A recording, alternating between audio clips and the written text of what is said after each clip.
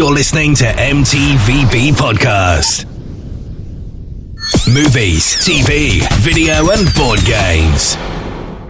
This show may contain swearing.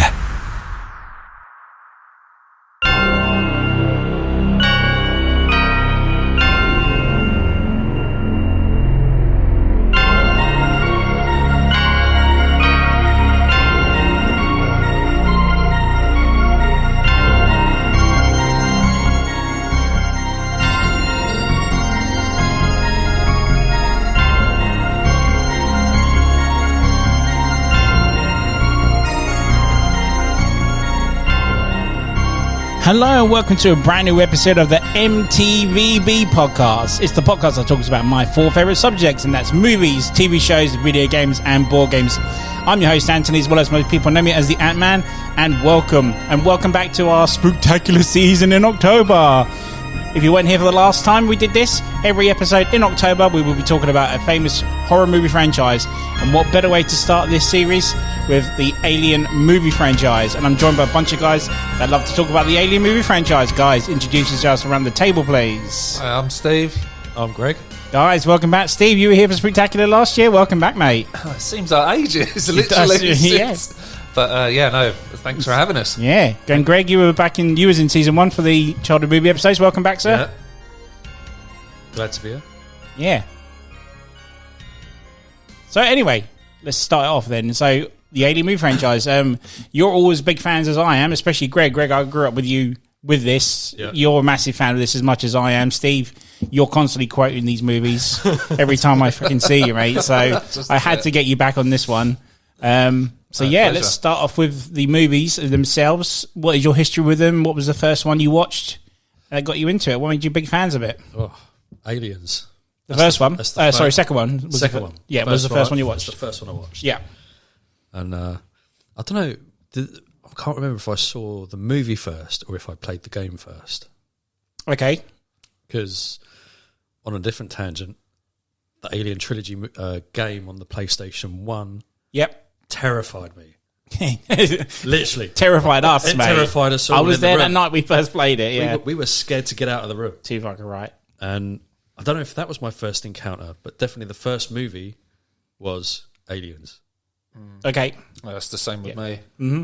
Well, because I think it's age, really. Yeah. The first movie came out 70s. 79 or something? 79, yeah. So 79. I wasn't even born then.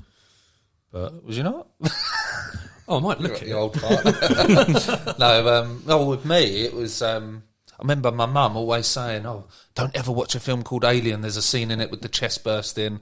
And it scared like the whole audience. I think she saw it at the cinema. And I always remember I was at a friend's house and he had Aliens. So that was, without the parents knowing, we watched it. Right, okay. And so that was the first, I was just hooked on it from them. Yeah. But I still think it was some time till I saw the first one. I think I went from 2 to 4 because number 4 was out. Well, yeah, because 4 was out mid 97. 97, yeah. You was 2 at the time, weren't you? Yeah, probably. Mama. And yeah, my friend happened to have that as well. Okay. Well, his dad did. So yeah. Rest of the top shelf videos, yeah. Yeah. So just didn't have those. But yeah, man, I loved. What a series.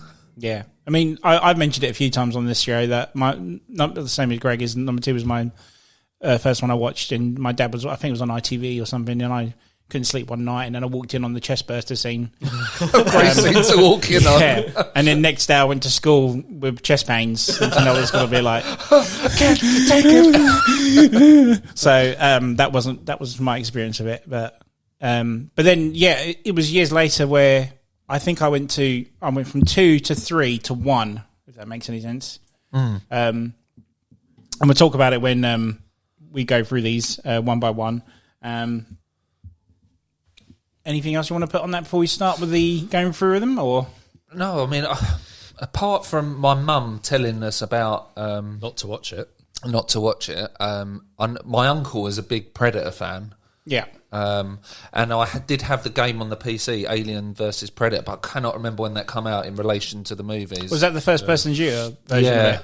Because there was an overhead version as well at one point, wasn't there? Yeah, so I knew of them, but not as in how big they were as a movie franchise, you know. But yeah, just got hooked on them. So before we go into each one by one, what is it about them that you really you like about it? Why are you such big fans of the series? They're just terrifying. Yeah. Yeah? Isn't it? I think it's that they've obviously each film's got its own sort of design to it. And I think as a collective movie franchise, they all throw totally different stuff into the mix for an alien. Yeah. Obviously, number one, it's just a single alien hunting down on a ship. It's terrifying. And then you get a whole bunch of them in aliens. Yeah, that's bad enough. Yeah. And then obviously the third one starts to go back towards number one. It's just like a good mix, and I think they use the alien character differently in each film to its advantage. You know, because Alien 3 was a dog one, wasn't it? Yeah, it was slightly mutated. Well, changed in the director's cut, wasn't it? Yeah. But originally, yes, it was a dog, wasn't it? But yeah, I think it's the characters. I think there's so many likable characters in the franchise that draw you in. And yes, there's some big name actors in there, but in a lot of the movies, many of the cast are just what I would call generic actors, but they just put in solid performances. But they weren't exactly big when they were in them, were they? I mean, like you said, Bill Paxton and all that. They weren't huge when they were in these movies at the time. Yeah, they were just like, directors use these people regularly in their movies. Yeah. What about Sigourney Weaver? She was quite big back then, wasn't she? No. Was she not? Not from the first one. It was more 80s that she got quite big, wasn't it? And but yeah, I think it's just that blend it's got of horror. Obviously, it's sci-fi, but it's got that action and likable characters. About you, Greg? I think it's like the no-win situations. Yes. That's what I love about it. The whole hopelessness of it.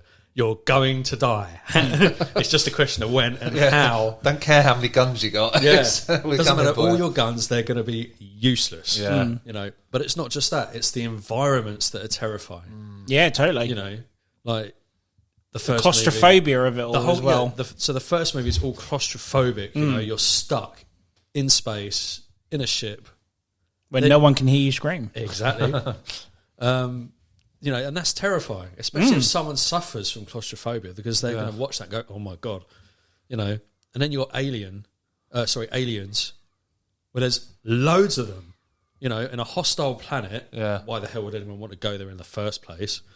Well, because you never actually, even though there's, in Aliens, you've obviously got a load of Marines, it still doesn't make you feel any safer watching it. No. Because, you know, well... Yeah, we'll go into that a bit more in the film, but Yeah. But yeah. Is that it for... Yeah, I just love the story, the hopelessness of it. Yeah. And, you know, the fight, because you can't give up. You know, if you give up, you're dead. Pretty much. You're fucked. Thanks, Greg. We're dead. That's the motto for the episode. If you give up, you're dead. And that's a wrap. Well, thanks for listening, guys. You're dead. But no, I think for me, I do love the story of Ellen Ripley itself. But for me, anyone goes to see an alien movie for Alien, for the xenomorphs as they are. And going back to what Greg was saying about the video game, it was...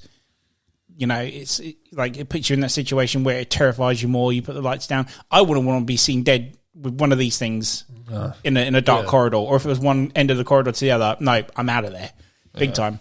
And yeah, I think that's what really. I love how the different types of it. You got the facehuggers, and the xenomorph changes to what it comes out of. It changes into that creature, if you will, sort of thing. And yeah, it's just. What was the game that came with the Facehugger Collector's Edition? That was AVP. AVP. Yeah, they had the free campaigns on it. I remember when that came out, and I had that in my room in Oak Haven. And I remember waking up one night in the night, and the shadow was just casting on the Facehugger, and I was just like, oh my God. Mate, years ago, I used to have a standee of a xenomorph, and it'd be standing in the corner of my room, and you can see why I'm terrified of them, sort of thing. There was a video rental shop not far from where we lived. Blockbusters? No, it wasn't a Blockbusters. It was like one of those local ones. Yeah. And he had, he went these bust years ago. It went, but it had an Alien Resurrection poster at the back. But it was like a 3D one with the actual alien on it coming out. At you. Right. I always remember, just for some reason, that poster always stuck in my mind. Gave me the creeps. I was only young at the time, but yeah. Was it 97 you were 2? Yeah, it was nice. I was 12. Same difference. 2 plus 10. Yeah. But so we'll start going through these films. I mean, obviously, we'll do a quick spoiler warning. Spoiler warning. For anyone who's listening to us and hasn't seen these movies, you're a dick. You need to watch these movies. They're great. So what we're going to do is, there are obviously quite a few, but what we're going to do is obviously Alien, Aliens, Alien 3, Alien Resurrection, Prometheus, and Alien Covenant. We won't do the AVPs, because if we do the other sci-fi side to this, then they'll go into those movies. Do a combination, yeah. Do a combination. It'd be six movies. So, Alien 1, 1979. The one that, obviously, if anyone has listened to Spooktacular season last year, this was my favourite horror movie of all time. So, to me, this is the be-all, end-all of, this series. So, and to me, I'll tell you why. I mean, to me, this is a perfectly shot film. Yeah. For the budget it had, the time that, the people that were producers kicking off at Ridley Scott all the time and what he does and how he films it, how he makes you use your imagination. And, it's just, I can't explain it anymore. It's like I was putting in the situation why it scares me the most. There's a scene in the movie where Ripley's running towards Lambert and Carter, who are being killed by this xenomorph, and you can hear them echoing over the tannoy as she's running towards these people being killed. That's terrifying. Yeah. I don't want to be I don't care what anyone says, right? If you're running in the opposite direction. If someone is stuck on a ship that's miles long with this one creature all alone that's stalking you, you are scared for your life. I don't care if anyone's built like a brick shit house. You're scared.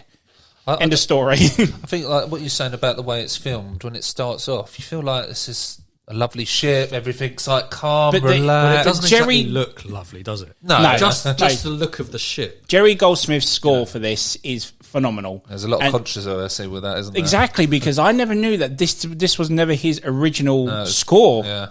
Like, 20th Century Fox picked this score. He did 2. Or was it 2 or 3? He did 2, yeah. Did 2, and With they picked this one. This is news to me. So I would love to know, or love to have heard. It is out. You can. Is it? I didn't know that. I'd love to hear the original. That obviously would terrified them more to pick the one that they've gone for in the end, which is still quite terrifying to this day. The scene that sticks in my mind. Obviously, there's many in this film, but it's that. When they go get the distress call, they go down.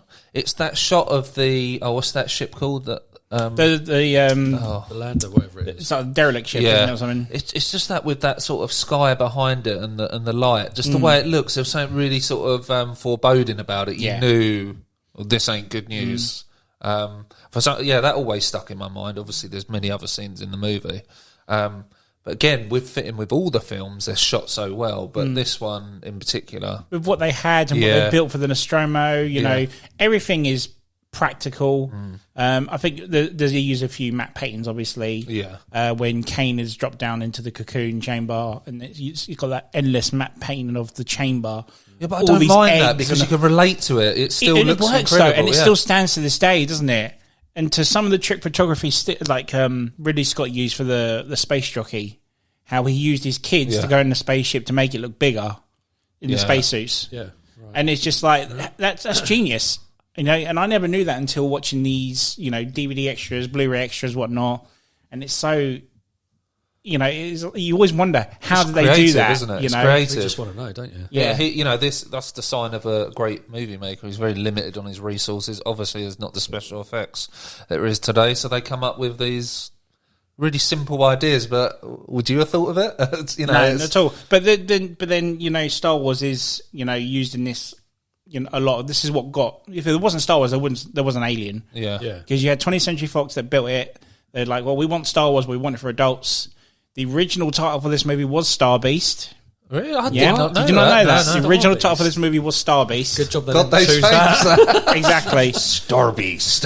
And it just goes to show that, And Ridley Scott took the job because he saw Star Wars and he's like, I want to make a sci-fi film, but a horror, but with a horror. Yeah. And do you like the term? They call it the space truckers in space, the crew and the Nostromo.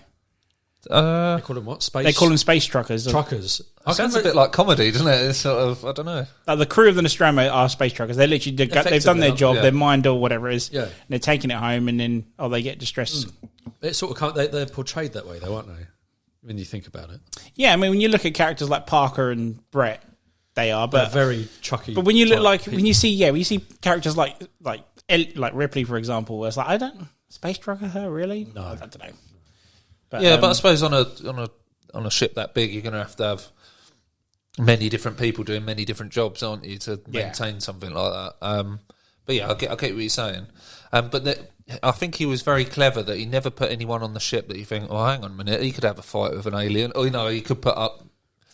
There was none of that, was there? It was just literally like regular Joe Blogg characters. I think that's what works so well.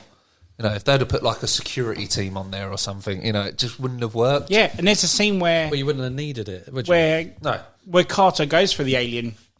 Yeah. Like he feels like he's going to take him on, but then he's done in a second. It's not going to happen, mate. You tried your best. Yeah. But yes, there's so much to this movie. I mean, it's one of my favorites. I watch it and never get bored. But there's so much stuff into it. Like I never saw the part with Ash coming into it, being an android. Yeah. That was like I never saw that coming. When I watched it first time I saw it, I was just like, what the hell? Yeah. The ending with the alien on the escape shuttle with her. Yeah. I had a feeling, but I never thought to that extent it would do that. But Yeah. you when you watch it, you feel like there's something odd. But I was young at the time. I was naive. I was like, Yeah. why is this movie not ending? She's escaped. There's something going on here. And then you see it move in the background. Yeah. Like Blade Runner, Ridley Scott obviously has made several cuts, hasn't he? Yes. This only has 2 cuts. Yeah, but there's like lots of different scenes, but they're not like majorly different, are they? And the director's cut is shorter than the original, which is what I never liked. Because do you think he was never happy with the version released in the cinema? I don't think it's to do with him. I think it was just a marketing ploy at the end of the day because they had the quadrilogy box set coming out, and why would you make a movie shorter? Because it's a bit to it, and it doesn't make sense though because the part where she's escaping from it, she sets a self-destruct thing, doesn't she? Yeah. But the alien's guarding the escape ship, isn't he? So she goes back to turn it off. Yeah. So in the director's cut, she goes back the same way, but ends up in the alien's nest. So why didn't she do that in the first time? Yeah. It just doesn't make any sense. That bit got me in the film where at the end the alien's curled up in that. Yeah, that's what I was saying earlier. Yeah. Yeah, no. Yeah, I never saw that. I didn't see that coming either. And oh crap! I forgot now. The face hugger's the one that scares me the most. Yeah, I mean, 100%. I don't mind saying, but I've got a phobia of spiders, and those face huggers things don't do me any favours. I'm the same. Yeah, even in the video game. No, can't do face huggers. It used to come up on the screen and it's going. Yeah, can't do it, especially in the recent Alien Isolation game. No, and have you played that game yet? Because they scream at you in that game, and it's fucking terrifying. I've played it. Have I finished it? No. And there's a reason for that. Okay, that's fair. I played it in the dark, and it was just like watching Aliens for the first time ever. But no, sorry. Go back to the director's cut you were talking about. Yeah. Do you remember the scene in obviously the original the space jockey part? Yeah. They're like, oh look, we found this hole, and he's like, what you got? And come have a look.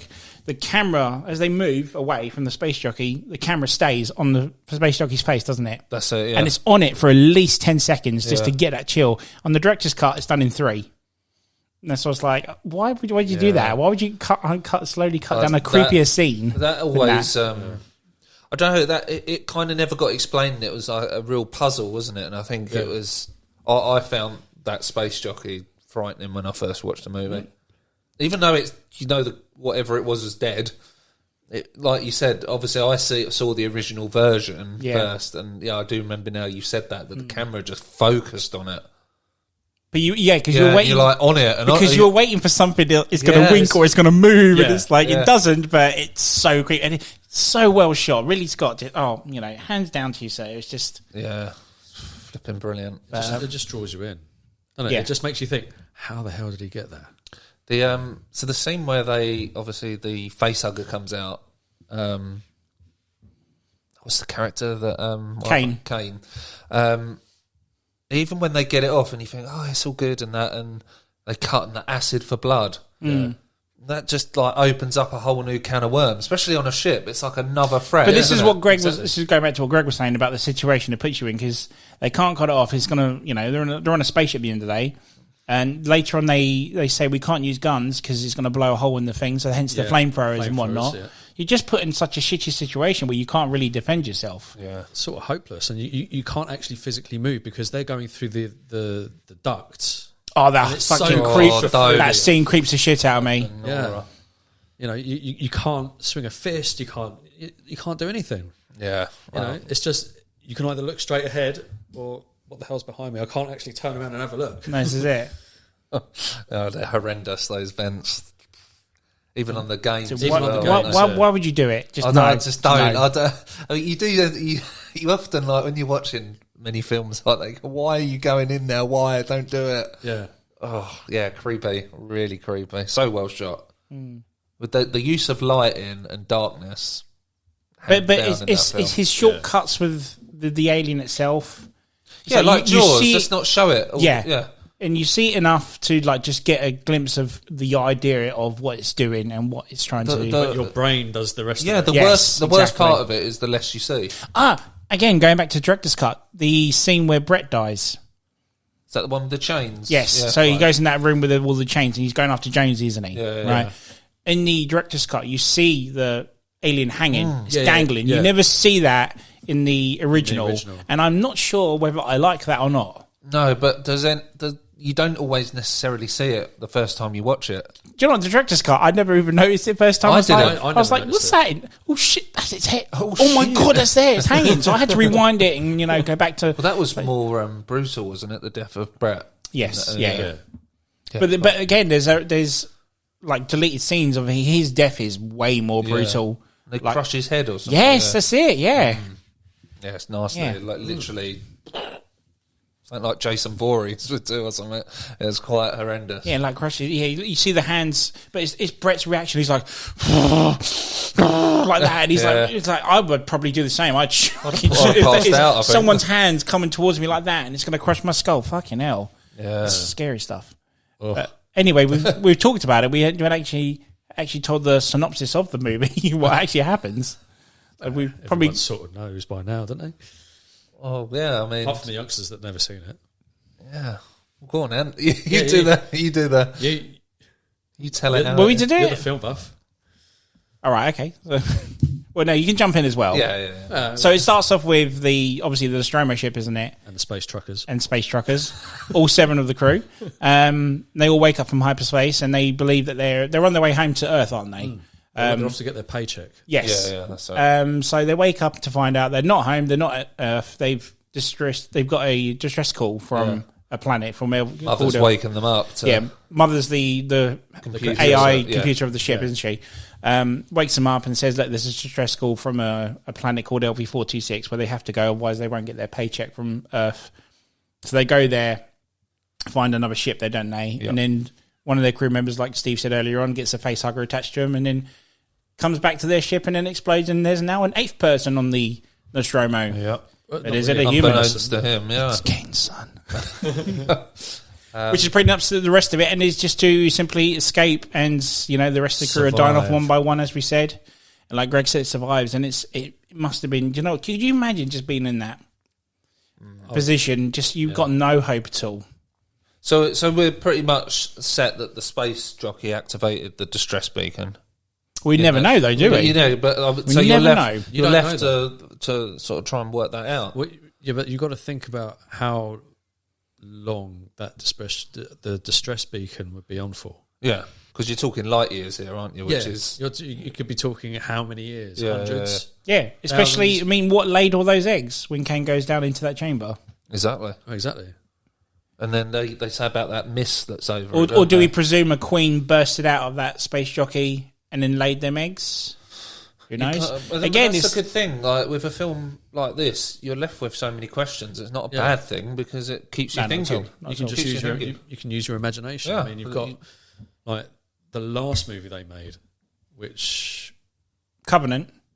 Yeah, we'll go into that. That's what I mean. Yeah. So obviously we're going to come back to that, but that sort of sets the scene a little bit there, doesn't it? Yeah. Yeah, totally. But so they're, like you said, picked off one by one. And Ripley sort of, you get this great development of a character that's... Which no one thought she was going to be the winner at the end of this either. No. I never thought she would. And like I say, when you with a film like this, when there's not like loads of big stars, yes, there's some brilliant actors in there, but it's not like for instance, like Arnold Schwarzenegger, if he was, when he's in an action movie, he's going to win, whatever, So but there wasn't in this, so you never really knew. Well, hang on, who's going to be the one that takes it to the end? Sure, if any. I remember seeing this. Actually, going back to what I was saying earlier, I actually went Aliens, this, and then 3, and 4. Yeah. Yeah, me too. And when I watched this, how old was I? I must have been 10 or 11, something like that. I was 2 when I watched Aliens. In 1997. Yeah. Fuck, what was I saying? That you watched? You watched the first one? Yes, I watched the first one, and I was like, I really don't see... I just didn't see this young lady being the survivor. Being back then, you were like, it's always the butch men, like Steve said, Alien or whatnot. Yeah. You had probably the biggest actor of that group was Tom Selleck at the time. Yeah. And probably everyone thought he was going to be there. But as soon as that scene in Greg mentioned in the tunnels, the ducks and air ducts and whatnot, and he was dead, you're like, oh, fuck me. Who's surviving this movie? Yeah. Does anyone survive in this? But I'll never forget, right? So I remember watching to the end, right? And I said to my mum, how come there's only one alien in it? Because I watched Aliens, expecting there would be aliens in this. Do you know what she said to me? It's called Alien. Clues in the name. Yeah, nice one, Mum. Thanks for that. But yeah, obviously Ripley escapes along with the alien in the escape ship, and she obviously deals with him and shoots him out the airlock, isn't it? Yep. But he tries to get up in the engine, the thrusters, doesn't he? Thrusters, and then she obviously shoots him out. She turns the engine on and basically blows him away. And then she goes to hypersleep with Jonesy. So that's pretty much Alien 1. Anything Brilliant else to film. say on that? Do you guys like it as much? I mean, it's my favourite, but I don't know if it's yours. Yeah, like same you or just not. like you just said. So I saw Aliens first, and then 4, then 1, then 3, and yeah, I guess seeing Aliens, I was kind of like, well, this is what they're all about: Marines versus. And then That's exactly my point. When I went back and watched Alien, I was like, oh, well, where's the Marines? Where's all the aliens? Yeah. There's only one. And 4 to an extent is like 2 in the sense as that. So then when I went to see 1, I was like, I absolutely love it, but at the time I didn't actually really enjoy it that much. Sure. And I was like, what's going on here? Why is there no action? Like, why is it so suspenseful and not? It just seemed a little slow. And But then when you're more younger, horror, less action. You don't really get about everything that's going on. You know how they film it, the effects, and all the rest of it. I don't think it's till later on in life you actually appreciate how hard that must have been to shoot those movies back then, and the challenges they faced, especially the first one. So yeah, looking at especially number 3, but we'll get to that. Yeah. That's a totally different kettle of fish. But yeah, what a great film! What a great film! Yeah, always be one of my favourites. Definitely. Yeah, and then it led the way to. So what was it? The best movie. So that was 79. So Aliens was 7 years later. Was it 86? Yeah, 86. 7 years. Which means it's 35 years old. Dang. This year.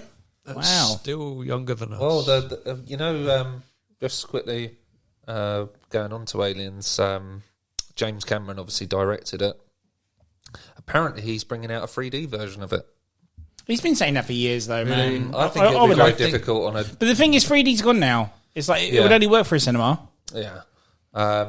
Shoulda, woulda, coulda. But hey, so Aliens Bit too late 86. Right, so you guys obviously like this more than I do, Aliens. Yeah. It's one of my favourite sequels, don't get me wrong, but it's not one of my favourite films of all time. Well, I never knew it was a sequel to start off with. Did you know? Well, obviously I did when I first watched it, no. When I first watched it, I had no idea Sure. it was the first one. You want to give us a synopsis of what happened, Steve, seeing as you like this movie a lot? Yeah, so obviously directed by Mr. Cameron, who was actually... Responsible for what other movies? So he come off the back of Terminator, the original, 84. Great movie. Yeah. One thing I do know about this movie is that when they hired Cameron, so the first film was shot mainly in England. I think all of it. Yeah. Oh, the first three were actually, yeah. So when the second one come about and they hired Cameron, I know that they used a lot of the same production staff as of the first movie. Right. And obviously they were used to the director from the first one. Well, I forgot his name. Ridley Scott. How can you forget Ridley had a Scott? mind blank there. And so they were used to working for him, and they thought obviously he was a well-known, well-respected director. And as soon as they heard that, well, hang on a minute, Ridley Scott's not doing the second one.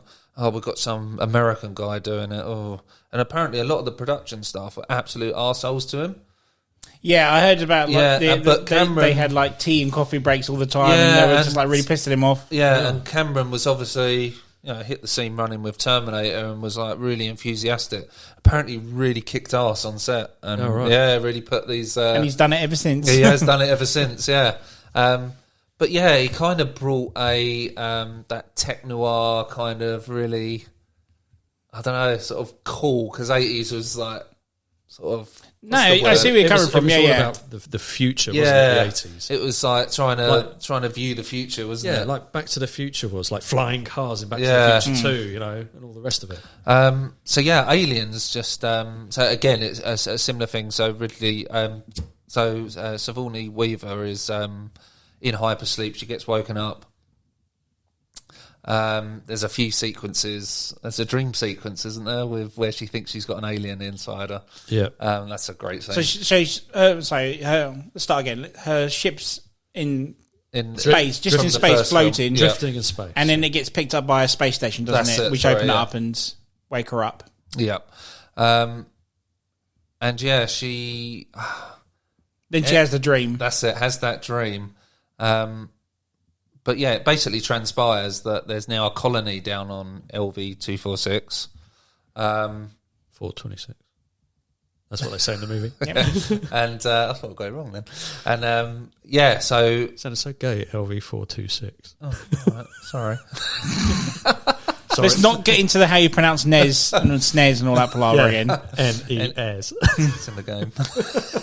And so they end up, there's basically a colony down there now. So all those eggs from the first film have now got... Well, there's a theory to this now. So we're obviously in the director's cut. And carry on with this and then we'll come back to that. Yeah. So there's a colony, they're mining or whatever down there, doing stuff for Weyland-Yutani. And then all communication gets cut off after one of the colonists gets infected by a facehugger. Yeah. Which isn't in the original cut. They just lose communication, full stop. And then they go to rescue them. They go to rescue him, but it's... so they've got to try and get Ripley to come back, though. Yeah, so they persuade Ripley to come back, and this is where the film kind of differs from the first one in the sense that you've got a load of Marines going in now, so we're armed, we've got... Back up. James Cameron brought this, like, you've got a ship, you've got landing craft, you've got all this. The weapons are great. Yeah, it just... Totally, power loaders are awesome. Yeah. Pulse rifle. Oh, one of the best guns in movie history. Yeah. Again, obviously Sigourney Weaver's the main character. So you, again... there wasn't a lot of big stars. Yes, you had Michael Biehn from coming off the back of Terminator, Bill Paxton and that, but yeah, there's a lot of unknowns in it, as it were. So again, you got all these unknowns, but they're just all brilliant in their own way. Really likeable characters. Yeah, it's weird because you literally, when they wake up, you're instantly into them. Yeah. Like what they say, just like little banter quirks and and whatnot, that, the banter and whatnot. Yeah. You're like, do you know what? I actually quite like these guys. Yeah. They're dicks, but yeah, they're pretty good. And yeah, so then the film sort of really takes off. I'd say it's quite slow at the start, like Alien. A little bit, yeah. Because they're all trying But to it's figure still out, are they gonna watchable, go- though. Oh yeah, 100%. It's watchable slow. Well, it's got really good character development and stuff. And then just picks And then up it's basically a search and rescue mission, really, isn't it? At the end of the day. Yeah, Which, again, like any other horror movie, turns into a fight for survival. exactly. Yeah. So we'll go to the beginning of it and talk way through it. So, Greg, Yeah. what is it about this movie you like it? It's the fact that there's loads of aliens this time. Obviously the first movie is based on one alien, you're in close confines, and the terrors of space. But now you're on their turf. You've built your buildings, and there's hundreds of them, and there's only a handful of you with a few guns. And you're just walking into a massive shit show. Yeah. With no backup. Well, I think in this one, James Cameron really showed the audience what the alien could do, whereas in the first one, very similar to Jaws, you don't see it much, and its movements are very laboured. Whereas in Aliens, it shows it's like it's sped up 50 times. The way they move and the way they work together. Yeah, they move together as well. When they're looking at the what is it, the motion. The motion sensor. Yeah, exactly, and the sound of it, and and they're coming, you see it as it's getting closer and closer, and you see the shot, and there's nothing, and you're thinking, oh my god, where the hell is it? And then they burst out the ceiling, they come out the floor, and it's like, oh my god, they're coming out. So that thing was never really used in the first movie. That's something that Cameron brought into, wasn't it? They can camouflage with the wall, hence why they have this whole secreted, substance around whatever that mucousy stuff. Yeah. Which makes sort of sense, doesn't it? Because you think, well, they're like a colony of species, so they would have a hive and everything. It's secret layer. Yeah, and then what a movie! What the stuff Cameron brings to it, I think, is incredible. But I mean, it's like you talk about the slow start, but we still have to have that. It's kind of like the build up for Ripley's character. Yeah. Why should she go back? Why should she help him? I mean, she doesn't really know an awful lot about these things, considering that it has acid blood and it can be massive and whatnot. And it could take out a whole sort of crew. Yeah, but but they're not as limited as they're being on a spaceship. Yeah, the situation's still terrifying as that, but but we've got so much from in the director's cut that didn't make it into the original, like how long she was floating in space for example. Yeah. Like, it turns out she was in there for half a century. That's it, missed out on her daughters, growing up, and whatnot.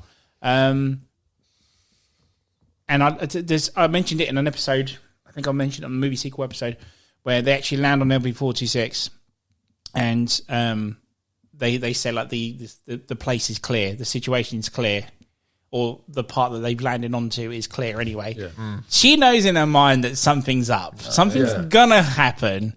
And there's a part where she and Gorman go into that building. Yeah.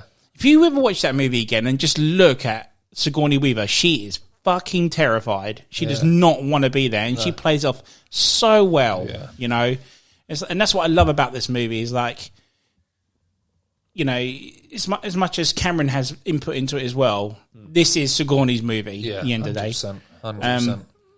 And the Aliens movie. Totally, because it explains a lot about the aliens. Yes, totally. How they operate, what they do with the bodies. Because we never knew that. All we knew was, they impregnate, they grow in your chest and then they burst out. Yeah. And then what do they do? Well, I think, if you... let's say, for instance, the sequels never happened. Would there be the cult following and games and everything else that has come? No. I don't think there would. No chance. Whereas I think... So, not only did Cameron, I think, outdo the first film in some departments. Obviously, it's not got that scare factor that the first one had, the isolation side of it. It has moments of scare factor. But it's not. That's not what the movie kind of solely goes for, is it? But but he just brings so many different things that you could do spin-offs, you could do games, you can do this, you can do that. Like with the aircraft he uses, the ships, the guns. Even the APC is a fucking awesome vehicle at the end of the day. I'd love to have one of those. Yeah. So his vision for that, to outdo the first one, I think if you say, it's not a better movie than the first, what they put into it was, incredible. No doubt about it at all. And the biggest thing is the Queen Alien. Exactly, Yeah. And you find out how they operate, you've got your crewmates, they're stuck to the wall, and they're going to be fed on, they've got chest huggers, chest bursters ready to burst out of them to create new aliens. You don't even know anything about a queen. Yeah. All you see in the first movie is the eggs. How the hell did they get there? Yeah. Which again isn't addressed unless you watch a director's cut. Yeah. Because they say, then if one of these comes from a host, then who lays these eggs? And Bishop he just says, well, it's something we haven't seen yet. But on the director's cut, Hudson mentions, well, maybe it's like an ant hive, And she's like, Becca's like, bees have hives. You know what I mean? One female that runs the show. These things ain't ants. She's the queen. She's badass. I mean, that's kind of cool. I think they should have gone with that. But there's other little bits I really wanted from the sequel. I wanted more from the Marines, because as soon as they go in first off, a majority of them are gone. Like, let's say 75% of the Marines are gone. They're wiped out, pretty much. And then it's more like you said, Greg, with the survival situation. I think I wanted a bit more from the Marine side of it. Yeah, but maybe Cameron was going for that thing where it's like, well, if I keep more in the film for longer, it's not going to... No, not at all. But again, slowly, bit by bit. But then again, the situation wouldn't be, like you said, as gripping, whatnot. I think they just wanted arrogance of the Marines towards, Sigourney Weaver's descriptions, Ripley's descriptions of the aliens. Which they still didn't take into consideration. Yeah, they don't take serious at all. No. And then obviously Hudson's view on it is different, because he's totally opposite after he has that first encounter with them, isn't he? He's like I'm the ultimate badass. Well, they're all jarheads, aren't they? Yeah. And then as soon as they're put in that situation, Hicks is the only one that stays, calm, respectful. Yeah. But that fucking movie, man, it's just so awesome. There's just so many good scenes in that. It's one of the most quotable ones out of the series as well. 100%. But my favourite scene has got to be when they cut the power. Cut the power, man. They're animals. What you doing in the what you two in the Dragon's corridors move? And there's one part where Cameron really done it for me. Even as a kid, to this day, it sort of gives me a little chill when I watch it in the dark. That very scene where they go out and Hudson's motion trackers go mental. Yeah. But Vasquez isn't. Yeah. Yeah. And he goes, look, no, ain't you. It's really right, man. Look. But then Vasquez turns to point the monitor over to Hudson. Yeah. And she stops, looks down at the monitor, then she looks at the camera and says, Hudson may be right. Yeah. And then that chilling bit of music after she says that, fuck me, man. I'm getting some goosebumps just like thinking of it now, Yeah, James Horner's score was... but I never... Makes me want to go and watch it again. Yeah. I tell you, mate, put it on in the background. That part where, they lock themselves in that room, and it's like, 5 meters, man, 4, 3, what the hell? Yeah. And the way Sigourney... The guns aren't firing. Yeah, the way Sigourney looks up, and they're like, they're all shitting themselves. Fucking kudos to Hicks for looking up there, man. Not look up that fucking room. Funny story. I had to.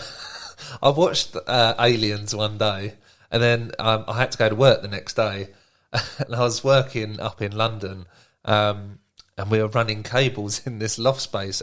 And it was them tiled ceilings that you have to lift up. Brilliant. Mate, you should There is no way I've just watched Aliens and I've got to do this. And I was like, oh, don't be stupid. I put my head up there. What was there? A dead pigeon. Oh, mate. But that fort, though, isn't it? Oh, don't. Mate, I don't know how he did I it. have to do night patrols at Gatwick, right? And the gates and whatnot are full of those sort of walls. And there's ones with missing gaps on it. And I'm like, no, I'm not going to that. Should I have a little bit? No. No chance, mate. Yeah. But yeah. And Ripley develops again. It's like another By far, transition. mate. Transition. Yeah. So you've got that whole one in the first film where she's really just a nobody.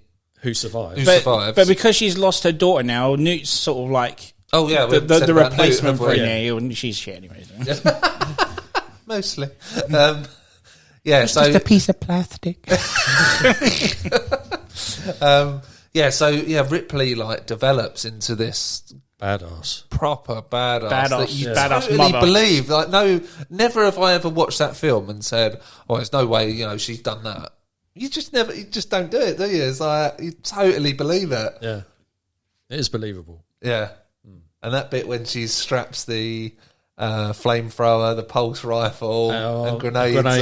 Yeah. And then she goes and does one thing that these 10 Marines couldn't even do. Yeah, exactly. Yeah. She literally goes in the nest, she goes in a hive, and she just shoots the shit out of them. She's the total be-all, end-all woman badass. Yeah. I don't care what anyone says about, you're feminist, me, whatnot. We're living in a world where, people are saying, "Oh, you don't like females." Blah, blah, blah. Sorry, I've loved Ellen Ripley since I was a kid. Yeah. Sarah Connor, I've loved since I was a kid. These are all strong female characters. Go fuck yourself. Yeah. Bloody right. 100%. Here. Boom. But and that throws the... so in the movie, they're getting kind of wiped out slowly. Well, they're just getting tired. Too slowly. No, they're not too slow, but they're getting tired. They're running there out is of one by ammo. one, yeah. And I always thought the bit at the end where the Queen alien makes another appearance after you think, well, she's gone. Yeah, she gets in the lift, isn't it? Yeah. And then she's on the spaceship. Oh, she's on the platform. Yeah. On the platform and the power loader. Close your eyes, baby. Yeah, and she splits Bishop in half. Yeah. Oh, that's after they land. Yeah, sorry, I thought you were talking about the bit before. Yeah. That bit's awesome too. But yeah, we forgot about the whole nuclear bomb going off as well. Yeah, the atmospheric Yeah, processor. because they shot it out earlier on in the movie, so they're on a time limit, aren't they? Yeah. So even though they won't be rescued for 17 days, they've got 4 hours till the whole fucking place blows up. Which has a brilliant piece of music that's been used so many times in trailers and other movies as well from James Horner. What a scene. When the aircraft is going through and you got everything collapsing and blowing up around it. Oh, amazing! Yeah. What did you like about the Queen alien? Her design is phenomenal. The size. The size, isn't it? Considering that it took 6 people to move that thing, Yeah. is just phenomenal. It's like Stan Winston deserved his Academy Award for creating that. Nothing ever looks fake in that movie, does it? That's what I was saying earlier on. Even the models for the vehicles earlier are just used so well and shot really well. You just think they still work now. Yeah, you wouldn't think the movie was done, or the movies were done when they were. No. Special effects back then.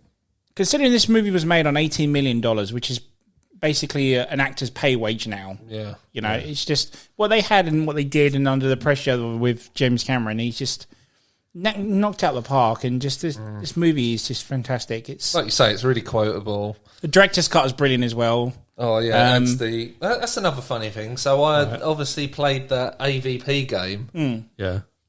And it had the turret gun. What they called the sentry guns. Sentry guns. Yeah, I was about to bring it up. Yeah.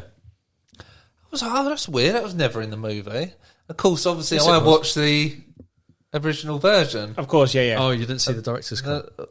Back then, there wasn't a director's cut. Well, I can't remember anyway. It wasn't until the DVD came out, I think. Yeah, exactly, yeah. So, and then, it all made sense after watching that. I was like, why did they ever take that scene out? It's amazing. I know, no, sorry, there was a director's cut out, but... Yeah, I don't think it was like... It would, it'd been when the videos had come out, whatnot, sort of thing. But, there's so much from that movie. I mean, like, the sentry gun scene alone, it still doesn't show the aliens as much. It's all about hearing. Yeah. And that's a very tense scene, just by looking at a monitor as well. And the muzzle flashes. Yeah. And it only gives you the glimpses of them as they're moving along. But it's the bullet count that goes down. Yeah. And it shows you, well, hang on a minute, they're just eating these up. How many are there? Yeah, that's it. And then there's one point where they're banging on the door that they've blocked out, and they're like, Jesus, how many of them are there? That's fucking terrifying to hear. I would literally shit my pants hearing that. And then there's another part where they've got 2 other sentry guns, haven't they? And they're Yeah. watching the bullet count go down. Again, it's tense because you're like, you don't want these bullets to run out. And then I think it stops on like 10 bullets left or something. And it did stop them in the end. And that's when they go up in the ceilings, isn't it? Yeah, So- yeah. Would you agree the best kind of tense scene is the bit where the facehuggers are in the med lab? Yeah. Oh, I cannot stand that. I mean, I'm not a fan of the facehugger anyway, so I'd say yes regardless. But my favourite... There's 2 tense scenes I really like, which is obviously the Red Room, where we mentioned about the ceiling, and the one where Newt's falling down. Oh, yeah. And they're trying to cut the grate before a shitload of these aliens, and then it pops up in the elevator. It's fucking awesome. Hicks, I know, I mean it. I know. But going back to what you were saying about how this Hadley's Hope place gets destroyed by the aliens themselves. So, again, going back to the director's cut, we find out it's Newt's parents that find the derelict ship from number 1, and the dad gets a facehugger on it. That's right. So the theory behind it is that her dad's infected with a queen, and that she creates the eggs, and that's how Hadley's Hope gets infected with that. Right. But then there is also a book called Newt's Labyrinth. It's a comic book. Yeah. Which sort of explains that little gap that we get between the two, from her dad being infected to the part where we see Ripley being told, do you want to go to Hadley's Hope and see what's up? Yeah. So give it a go. If I might even have it so you guys can borrow it and watch, read it, whatnot. Yeah, but let's go to a specific scene now. Right. Okay. Now we're going to go to the age where DVD was a thing, right? It was clear, clarity picture. It was amazing. It was amazing. It was like the 4K of the time. Right.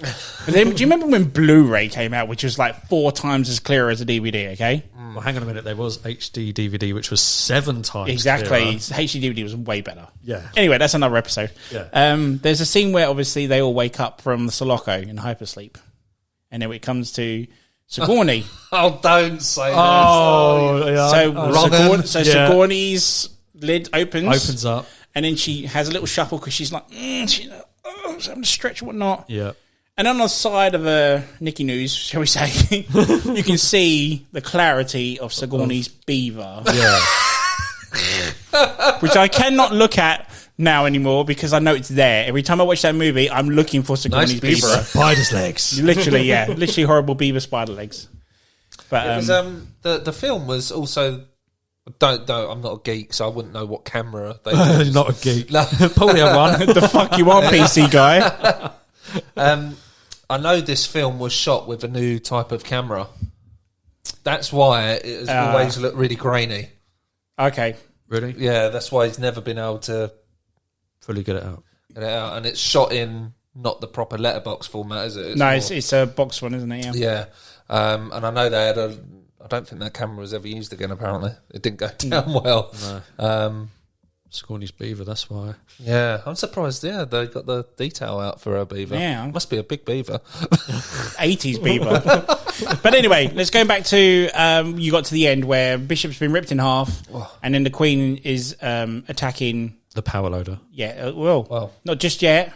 Oh, because she goes because she goes after Newt and then Sigourney gets in a power loader and then says that famous line, "Get away from her, you bitch!" One of the best lines in movie history. Yep. Change my mind. And again, that scene alone is like amazingly done with, the practical effects down to puppets, down to miniatures, and shot really well. It's like why can't they do that now? It's all the whole Money, CGI time, thing, whatnot. CGI, but money and time. I mean, if you do look at it properly, you can tell when it's a doll, when it's a dummy, when it's such and such. But I would love to know how they do that power loader. He changed that one scene with Bishop. When he's cut in half and on the floor. Yeah. When you could see him coming up the floor. You could see obviously the actor's Lance Henriksen's body in like a hole in the floor, and I think on the Blu-ray he took that out. They took it out. He took it out. Yeah. And then obviously Ripley does what she did in the first one. She sends out of an airlock, the Queen out of the airlock. And then we get to... Hudson. No, Hicks is damaged, isn't he? But Newt's like, oh, mommy, and so that's where her, the ending clarity of, you're my new daughter now, sort of thing, which is really sweet. I think it's really nice. And and then obviously we get to the end where it's quite upsetting because when we go to 3, we'll obviously touch up on this, but she says to her, Newt says to Ripley before she goes to bed, "Can I dream now?" She said, "Of course you can, sweetheart." And then I can't remember what she said afterwards, but then when you find out the result at the start of Alien 3, it's kind of like, oh, that's really harsh. That's the last thing she hears from her. Yeah. But Aliens, man, what a movie. It's so fucking awesome. The best. It's your favourite, is it? It's my favourite. Your favourite, Steve? It's still my favourite. Alien scares the shit out of me. Yeah, they both do at the end of the day. It's like I said, there are so many moments in that movie where I enjoy it. It's one of my favourite sequels of all time. So I can't ever mock it. It's fantastic. I think it, like I said prior, I think it paved the way for video games, the comics, all the merch. I think it's what. I mean, even look, there were toys for this at the time. Covenant T-shirt, Nostromo T-shirt, yeah, plain white T-shirt, Yeah. Well, your beaver's out, so there we go. So yeah, that's that one. So we're gonna go to 1993, Aliens 3. Anyone want to go on the story in that one? Oh no, it's surrounded in controversy. Yeah, controversial matters. Right, well, let's just go with it. So, Alien 3, directed by David Fincher, who was one of his first movies, I think it was, at the time. And he was very young, like 26 or something. So, we're at the Sulaco. Turns out that when the Queen was on the ship, she laid an egg at the same time. Yep. Fuck knows when she'd done that, because she was literally on it for a couple of minutes. Anyway, this alien decides to burst out and then impregnates Sigourney and her beaver. And sets fire to the Sulaco. So obviously they have to eject the pods, and the pods are ejected onto a planet of Fury 161, I think it's called. I can't remember the name. Which is basically it's a prison planet full of men with no hair and a shitload of head lice. Oh, tending to be monks. So when I was going back to what I was saying about what happens to Newt, so there's Bishop, there's Ripley, there's Newt, and there's Hicks on these pods. And all 3 of them die apart from Sigourney Weaver, which was such a shame because they could have done so much with this. And then I think just due to time and writing and budgets, they thought, fuck it, let's kill all of them and make the ending to Aliens completely worthless, if you think about it. Yeah. Oh, yeah, pretty much. So now Ripley is stuck on a ship, on a prison planet full of men, where this facehugger has decided to impregnate a dog in the original cut, isn't it? It's a dog, yeah. Which obviously will burst out, and then she's stuck on a planet with a shitload of murderers, rapists, and whatnot, and an alien that they have to survive with no weapons, no gadgets, no nothing to defend themselves with. No Marines. No Marines, no None nothing. of the big guns. But there is word that the the company have found out that Sigourney is impregnated, so they're going to come and save her and try and claim the specimen, isn't it? Yeah, that's right. Yeah. So there is kind of a time limit that she needs to try and sort this out before they arrive. So that's pretty much the basis of 3. Was it Fincher's idea to kill the Newt and? I believe it was the producers, Walter Hill and David Gilly or whatever thing they're called. Probably money and everything involved. Yeah. But this movie went through so many changes when they were writing the story beforehand. I mean, I don't believe we've got a long enough episode on this podcast to go into it much. But there was rumours of a planet being completely made of wood with monks in it or something like that. And then, when she was impregnated with an alien, they thought she was impregnated with the devil and something like this. Some utter weird stuff. Yeah. Some interesting concepts, but again, you could have done so much more with this movie and just, I mean, it's not my least favourite. 4 is my least favourite out of the series. Yeah. For what David had at the time and the amount of producers that were bugging the shit out of him. To this day, David Fincher doesn't even want to talk about Alien 3. No. He won't do commentary. He won't do making of. As far as he's concerned, it's out of his history of films. Well, I believe he did walk off the... He didn't see it out, the movie, did he? No. And he had no part of the director's cut that was on the DVDs, the Blu-rays, whatnot, which was a shame. Who did the director's cut then? I assume the studio would have done it. Studio yeah. All right. I think they just tried to save as much footage as there was. So Alien 3, what did you guys think of it? So I didn't see Alien 3 until either the DVD or the Blu-ray. I can't remember which way. I think DVD I would have seen, and then I saw the Blu-ray version. After watching it, I was obviously disappointed with the characters they killed off. I was disappointed with the movie as such. It never felt like finished or complete in any way, I didn't think. But it was nice to see the other footage when the Blu-ray came out. Sure. I think it sort of... it was a massive rumour at the time, wasn't it? That there was a longer cut. There was a bigger cut for this movie and whatnot. I think it just... You could see a little more direction there, as choppy as it is, that thing. But you could at least see, hang on a minute, there was someone... very good, and he is a very good director at work here. No doubt. I mean, there's a lot of good stuff in this movie, especially the chase scene in the corridors and whatnot. It's fucking awesome. It's well shot. That was the one thing that stuck in my mind from this movie, was like the chase cam, weren't it, as it was? Yeah. But yeah, no, I enjoy it. It's obviously not a perfect movie, but I don't think the guy had a chance to make a perfect movie. Yeah. What about you, Greg? I thought it was probably the weakest one I'd seen up to that point. I sort of didn't really get the, you see I saw Aliens. I thought, wow, this is amazing. It's scary as hell. Then I saw Alien, and it was like, well, this is adding a new light to it. The story wise and everything else. And then 3 was like a bit of a anticlimax. Because I saw the original first, and then was it the Blu-ray or the DVD? The box set, the box set. The DVD had the box set, the director's cut first, and then obviously went on to Blu-ray. Yeah, so then I saw the director's cut, and I thought, oh, well, okay, that's an improvement. But yeah, I think I probably... Yeah, no, I think probably Resurrection's my worst. Yeah, same. But we'll go into that obviously in a minute. Aliens 3 is very, very close to that. Yeah. I mean, I do respect it goes back to the sort of Alien by itself, stalking, hunting. I like that. I like the colours used in the movie. It's very kind of like yellowy, orangey, gothic-y, isn't it, in places? But going back to what you were saying at the beginning, well, each one brings its own thing. Yeah. They're all colour coordinated, really, aren't they? Yes. If you think about it. Yeah. Where you've got Aliens, it's blues. Yeah.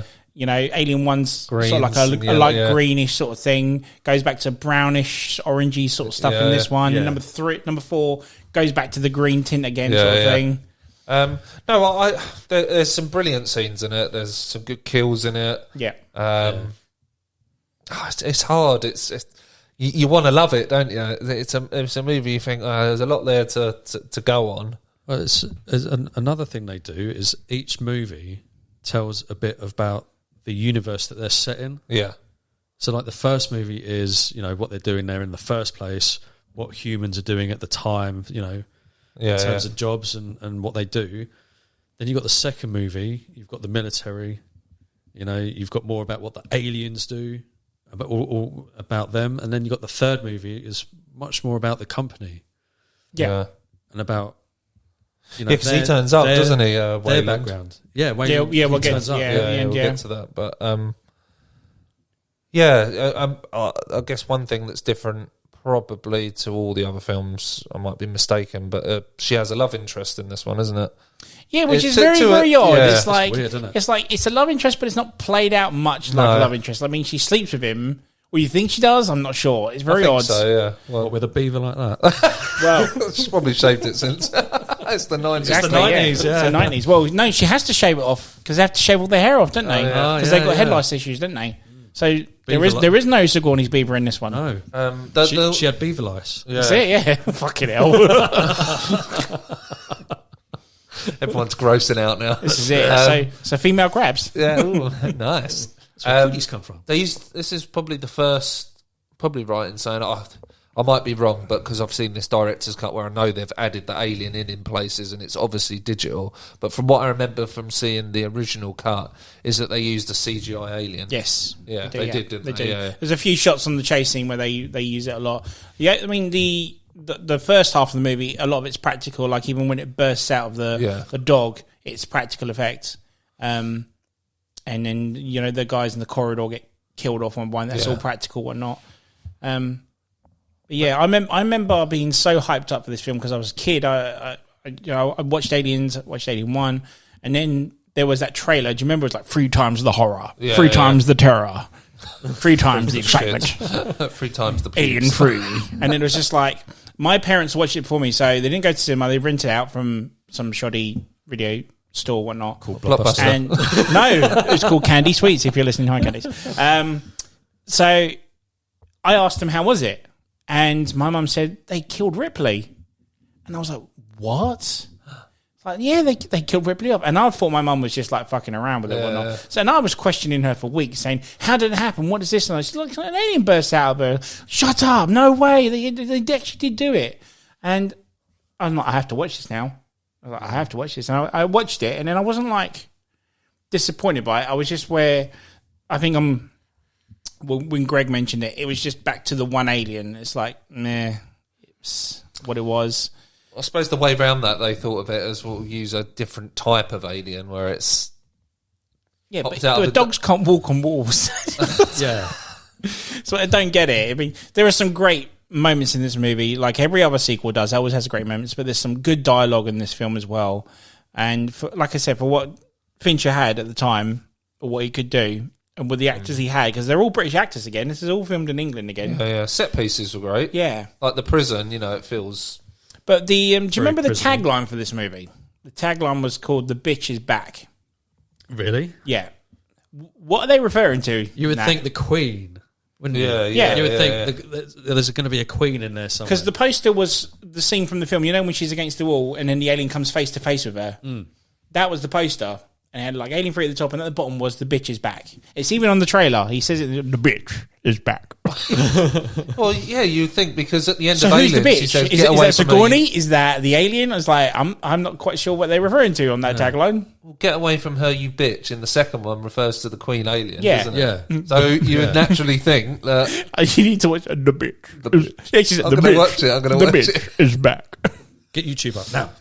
Yeah, I'll try and have a look at it. But, I like this movie. I mean, we'll go into a bit more the end. So we all know now, because I've mentioned it, that she dies. Yeah. So bring up how she dies. I mean, you've mentioned Wayland pop up. Yeah, so you said about that they found out that she's got an alien inside her. They're not sure if they're going to be able to get another one again. I take it that's the sort of thing they went on. So they obviously wanted to Study it, get her, keep her alive. Study it. So when she finds out that she's got an alien inside her, she goes against Wayland. She finds out it's a queen there, doesn't she? Yeah, finds out it's a queen alien. Maybe that's what it's referring to. The bitch is back. The bitch is back. She's inside her. Yeah, there you go. Yeah, well, we've just solved it. We've solved the mystery. We've solved the mystery of the bitch is back. So basically, she does a suicide. Yeah. And it's a great shot because she's falling to her doom just as the Queen alien pops out. Yeah. I remember the effects not being too great. Wasn't it in the furnace when they go? Yeah, because there's like... I don't know why, but when I go think back to that, for some reason I've got Arnold Schwarzenegger as a Terminator with his thumb up. He's down there waiting for us as he's going into the molten metal. Yeah, it's a great death at the end. Yeah. Oh no, without a shadow of a doubt, that's probably one of the best parts of the movie, I think. Yeah. And I think when you saw Lance Henriksen, you suddenly like that opened up the whole thing. Well, he's the one that designed everything, and then he's made androids based on him. Based on him, yeah. Yeah. Oh, Ant's finding the trailer. I found it, so I just need to put my Bluetooth on. So anyway, no. So the alien pops out of her in the end. In the theatrical cut. Yeah. It pops up in the theatrical cut, but in the director's cut, it doesn't come out at all. She just falls in. Really? Yeah. Really? You ever seen the director's cut? Yeah, I have, but I don't remember. No alien pops out of her at the end. Really? Are you sure? Yeah. 100%. I'm telling you. You watched it before. Sorry, I'm trying to find that trailer. You know what you got to do now? I'm going to go through them all and watch them. Get it on the old telly. Yeah. I'm not watching them tonight, though. I'll be too scared. No, I can't.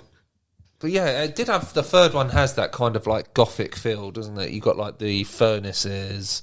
Yeah. Everything's like kind of Industrial. run down, industrial. Yeah, it's got that ready? kind of refinery. Yeah, I found it. Ready? Here we go. Go on. And most of all, the bitch is back. Told you it was the tagline for the movie. I was like, for years I've never found out what the bitch. Who are they through to? Who's the bitch? But yeah. Brilliant. Maybe it was Sigourney Weaver though. And yeah, because why I'm saying that about the ending is because I actually really like. I think Alien 3 is one of my favorite director's cuts ever, and when I wanted that ending to pop, because she holds the queen, so she doesn't escape at the end in the That's effect right. cut. Yeah. And in this one, she just drops, and it looks like they've gone back and reshot this scene where she just drops down like Jesus with her arms in the air, and like it looks fucking pathetic, really. It's a shame that it's weird how the theatrical cut ending is better than the director's cut. I didn't even know they did that. No, I didn't. Yeah, I love the extra storyline about how one of them saw the alien as a dragon. That's His right. name's name's Golub, but in the director's cut, he praises it like it's like a god, if you will. Yeah. Because they capture it in the director's cut. Yes. But in obviously the other one, it doesn't. With the big fire and whatnot, they try and catch it in that little chamber, but they do in the director's cut, and he lets it loose because he praises it as like a thing, and obviously he lets it out and it kills him, whatnot. I've got to watch this again. But even Charles Dance's death scene is a really good death scene in the director's cut. Okay. Do you remember what happens? Yeah, you'd have to remind me. So basically, he keeps injecting Ripley with some sort of drug, and it's basically slowing down the process of the queen inside her. She doesn't know she's pregnant with it at the time, but every time he jabs her with it, it's affecting her. It's affecting the embryo inside her. So the alien finally comes down and kills him. Right. So in the original cut, you just see these two hands through curtains pick him up, and That's right. his second jaw goes into him. Yeah. Whereas in this movie, you actually see the alien drop down onto a bed, and you see the bed. He's so heavy, this alien, it dents the bed. Whoa. And then there's another shot where you see the mouth of the alien. It just opens up and goes straight onto that headshot where you see Charles Dance's head blow up. It's so fucking cool. It's just like, why was it never in the original? It's because the bitch was back. But yeah, I was so hyped for it. I mean, it did terrify me. But I mean, that chase scene alone is terrifying. I don't care what anyone says. If I was in that corridor with something that fucking big chasing me, no chance, mate. No. I'm out of there. But the black guy's Charles S. Dutton, I think his name is. His character is amazing. Some of the stuff, like his dialogue in that movie is so fucking awesome, and it works so well because he used to be like a murderer and rapist to women, and he wants closure. He wants, he's now a protector for Ripley. Yeah. It's like completely opposite to what he normally is in real life, and it's just so good, man. I mean, he's after forgiveness, isn't he? Yes, that's it, exactly. Yeah. And then how they kill the alien, how else can they do it at the end of the day with, it's the temperature, wasn't it? Like they got it so hot and they cooled it down and it blows up, doesn't it? Which affects nothing with alien, but blood, acid for blood when it blows up. But yeah, sort of a flawed movie in many respects, but did you like the fact that she died at the end of that one? Like Ellen Ripley is gone now; she's done. Yeah, I kind of think, well, you've just killed off the franchise, really. Yeah, but what I mean is, they already killed off two characters at the start of the movie that you wasn't expecting. Yeah, they then do that at the end, and I think everything did like allude to that. I think you saw that coming. Oh, I did anyway. Yeah. But yeah. Well, as soon as she was pregnated, you're like, yep, she's dead. But I'm just kind of... Because I love this series. I would love it to keep going on now. Yeah. And when they did it, they killed it off. I was just like, oh, fuck's sake. Such a shame. Yeah. No, definitely. Shame, but then they did get her back. Well, this is it. We're going to go to part 4 in a minute. So basically what happened was that they were mentioning to do a fourth one for years, wouldn't they? Like, how are we going to do this? How are we going to bring her back because she's dead now? How about we do prequels and whatnot? And it came to a point where, oh, hang on now, why don't we do what the big thing is nowadays in 97, mid-90s? Let's do the cloning thing. Just going back to 3, on the director's cut. Yeah. Did the alien, the facehugger, impregnate a different creature? Yeah, so... Is it a cow or something? Yeah, so basically they specify in this movie, or in this cut, should I say, that the facehugger is a queen impregnator. Yeah. And it's a different type of facehugger. It's got like, it's a facehugger, but it's got like webbed fingers. Right. And if you pause it on a specific moment in the director's cut, you can see it. Because it, like I said, impregnates an ox in this one. And then, you know, the ox is dead, whatnot. So they go and cut up so they can have, you know, food with it, whatnot. The prisoners can eat it. And then he goes to back and he goes, "Oi, what's this doing in here?" And he puts up to a light. But it's a very quick shot. And you can see how it's a different type of facehugger. And I wish they'd shown that a bit better in this. So you can tell that, oh, wait, now we've got different facehuggers now. There are different types now that aren't doing just... Because I haven't seen that cut for a long... Well, I haven't seen either cut for quite some years now. So that was totally different. So, right, I got you. Yeah, I do seem to remember that now, yeah.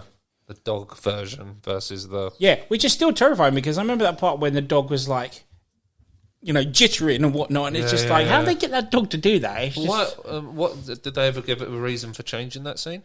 No idea, to be honest. I mean, if you ever go back and watch it with the ox, it looks pathetic. Right, like when it bursts out of it, it's just like this little... I can put my hand under my shirt and do a better job. It's like That's really good. that is what. Just go back and watch it, man. It's a fantastic for me. I think it's, you know, spoiler alert for the director's cut episode. It's one of my favorite director's cuts. Yeah, I mean, the aliens one is good. I don't like the Alien one because it shortens the film. And Alien Resurrection's director's cut is fucking dire. It makes the movie even worse.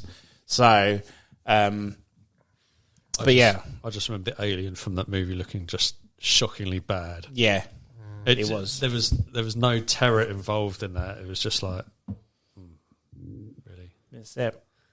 So that's 3. Nothing else on 3. No, I think just one of them films. Unfortunately, studios get involved. I still like it. I mean, a lot of people hate it. I believe hate's a strong word, so I don't use the word hate on that movie. But 4, for example, I fucking. Oh, wait a minute.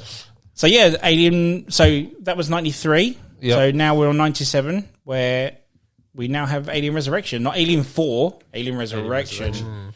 Resurrection for a reason. Yes. So like I said, we brought Ripley back through a cloning process now. Does anyone actually remember the storyline to this at all? She's a clone. She's also pregnant as a clone, isn't she? Is she pregnant as a clone? Yeah, so... They cloned her. Right, so basically to extract the alien. It's like some sort of military organisation has gone into deep space, somehow found Ripley's blood in Fury 161 where she died 200 years ago, might I add. So how that blood survived all that time is beyond me. Anyway, and yeah, like Greg said, they have recloned Ripley while she was still pregnant with the Queen from Alien 3. And they pretty much wake her up, take the embryo out of her, don't they? Yeah. And then the Queen starts laying eggs, and trouble pretty much starts there, really. We have a group of space pirates, are they? They kind of come on board and try and stop this from happening. Well, Sigourney Weaver is co-joined with Winona Ryder in this movie. They're both the stars of this film. Winona Ryder is one of those ones where she knows what she is and tries to stop her from breeding more aliens or something, even though it's 200 years later from the third movie. So Ripley's back. What did you guys... Now, Greg, I want to go back to the year of 1997. Now, I remember we were 15 at the time. We were super hyped up for this movie because we loved aliens. Ripley was back. The franchise was back. Yeah. We were both super hyped up for this. And I remember my parents getting us tickets for this. We met up with the guys, Tony and that lot. Yeah. It was on his birthday, and we went and go see this movie, right? Yeah. Yeah. We sneaked into this 18-rated movie with 15-year-olds, hair slicked back, jeans on, whatnot. Bum fluff on our face. Bum fluff on our face. That looked very... Like I attached my pubes to my face. Hang on, you did, didn't you? No. Unfortunately not. Sigurdi's, was it? It was on Sigurdi's Beaver. And then, we saw it open night. It was packed.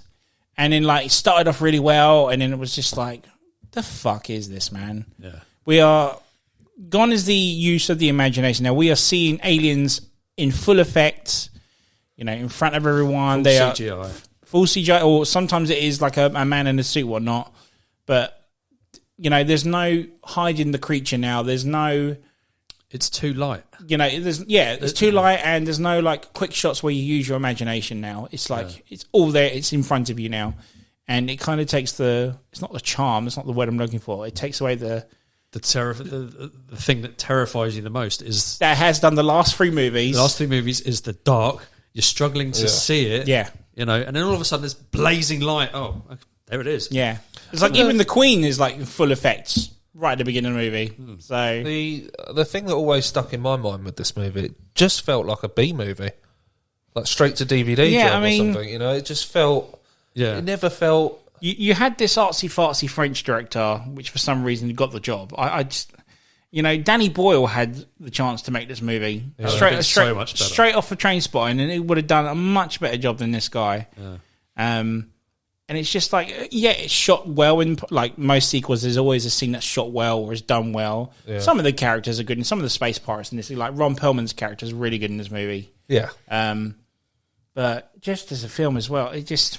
I don't like the design of it, if that makes any sense. Like some of the space, like Ripley, what is she wearing? That brown horrible fucking suit she wears is just, what is going on there? I don't know.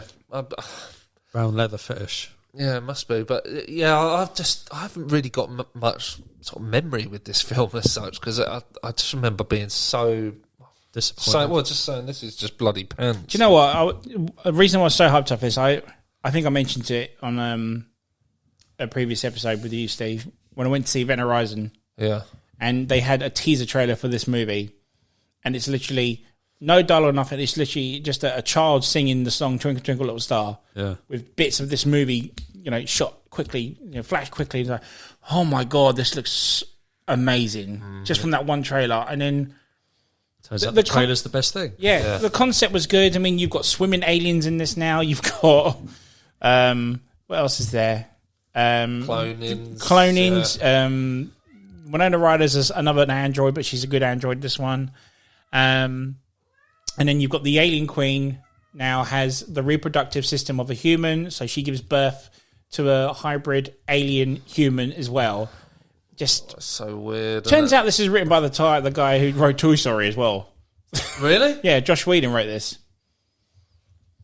Word. Yeah, so it's just very, very odd. But yeah, like Greg said, apart from the shots where the aliens fall close up, everything is just CGI'd now. Yeah. And I think the most horrific bit for me was, I suppose at the time when I watched it, it was a bit nasty, was just them versions of Ripley where they tried and failed with the cloning. Oh, yeah, the cloning chamber, in those tubes, weren't they? I quite enjoyed that bit. Like you see, they tried and failed, and then you can see how it's slowly getting better and better and more like her.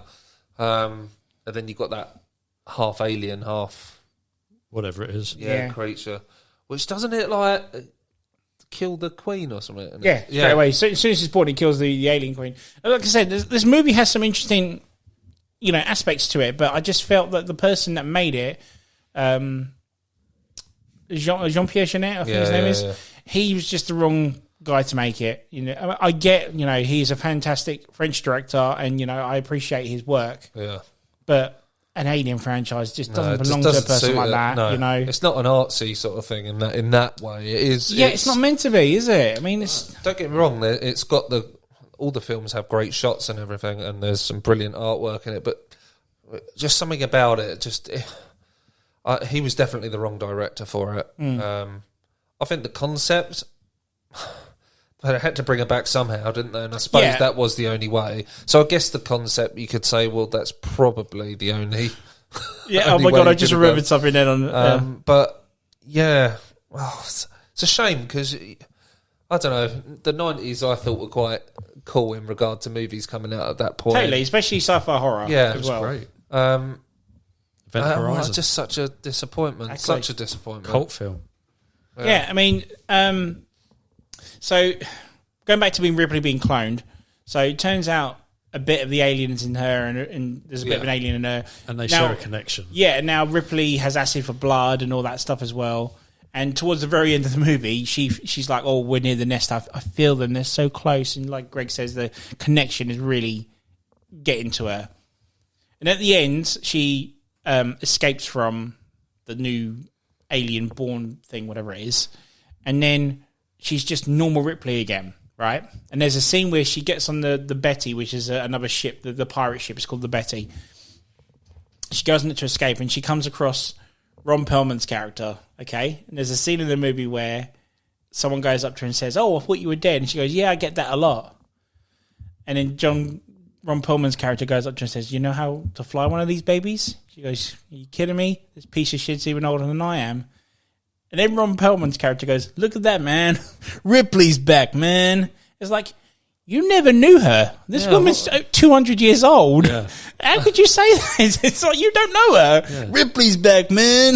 It's like, Must be. it's rough. so It's not like bad. she's famous or anything. Yeah, well, No. that's the only thing You know. you could say he was referring to. Maybe she was a legend of old I or don't something, get but that. it's still No, you because don't. it was all undercover. Yeah, Wasn't it? exactly. It's Did just you remember the over-the-top chest burster scene in this movie? probably if So basically, there's a guy who they come across. He's got an alien chest burster on him, and they say, "If you come back to us, we'll freeze you and we'll get out of here." Anyway, obviously they don't make it in time, so he gets a bad guy, in front of his chest, and he screams really loudly, and this thing comes out of his chest so hard it goes through the man's head, and this alien's coming out the forehead. Do you remember that scene? yes, no, you said it, yeah. Good God, it was. This whole movie is just so over the top. It's Well, like, it's like we're going to try too hard now, isn't it? And just like you say, go over the top when there's no need to. yeah. Could have like simplified everything and would have been happy. Yeah, and then let's get to the death scene of this newborn. Do you remember how it dies in this movie? A baby. Yeah, The bitch. Isn't it sucked out bit by bit? well done. Yeah. Yeah. Yep, it gets There's a the tiny glass hole, breaks, isn't doesn't there? it? Yeah. And it- its whole body it gets whole- sucked out of the hole. Yeah. It's like a scene out of It's Tom and nasty, Jerry. mate. That's a nasty Yeah, death it's scene. nasty. But with Alien 3, despite its flaws, it had closure, Yeah. didn't it? Whereas we get to Alien 4, they land on Earth, and you know, Winona Ryder says to Ripley at the end, "You know, what are you going to do?" And she says, "I don't know. I'm a stranger here myself." And then it just ends. So we don't ever have that closure again now with Ripley. Yeah. Ripley's still out there doing whatever now, which is what I really hate about this movie. But on the director's cut, have you seen the director's cut for this movie? No. Right, so the ending of this movie, okay, because he's a French director, Right. they land in France. Oh, of course. And France is totally obliterated. It's like a barren, waste, apocalyptic land. And they're like, you know, what do we do? I don't know. The ends. It's just like, What? yeah, it's terrible. It's absolutely terrible. Is that something they just made recently, or was it an actual? No, that's in original? like the DVD came out, then the Blu-ray came out.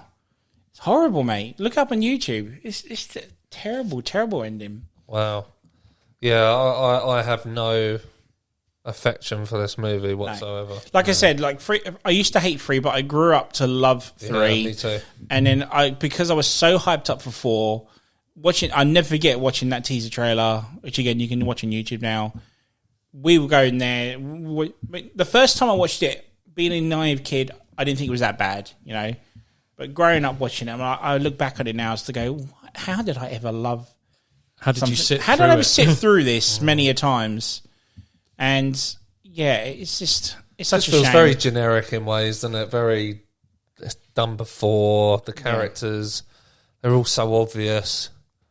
No one really brings anything new to the Yep, table, do they? the scares are easy, and you know what not. And like you said, Greg, it's all really bright, isn't it? It's so Yeah. light there. There's no. There's nothing to terrify you. Yeah, There's nothing to say, oh, this is well, yeah, there is survival. I think but- the key thing as well is that Well, from what I remember, I might be wrong, but you never feel like you love the characters or care for them or anything. No, there's a couple of characters I thought were really good, but nothing nothing compared to like the Marines and Aliens or anything like that at all, which they tried to do with these space pirates, but no. They just lost the magic. It's like a knockoff version, isn't it, of the Marines? It's like... But do you remember the basketball scene in this movie? Yes. Yeah, when she actually takes the shot. Yeah. Do you remember this movie? I can't remember it that well. No. So Isn't there a guy on his back or something? No, so the pirates try to interact with Ripley, but then Ron Perlman's camera tries to flirt with her, so she beats him up, basically. Yeah. And she's playing basketball at the same time, and then they're like, oh no, come on, Ripley, it's time to go, whatnot. And she walks past the pirates, and one of them says, what the hell are you? And then she literally just throws the basketball behind her, and she actually scored the shot at the same time.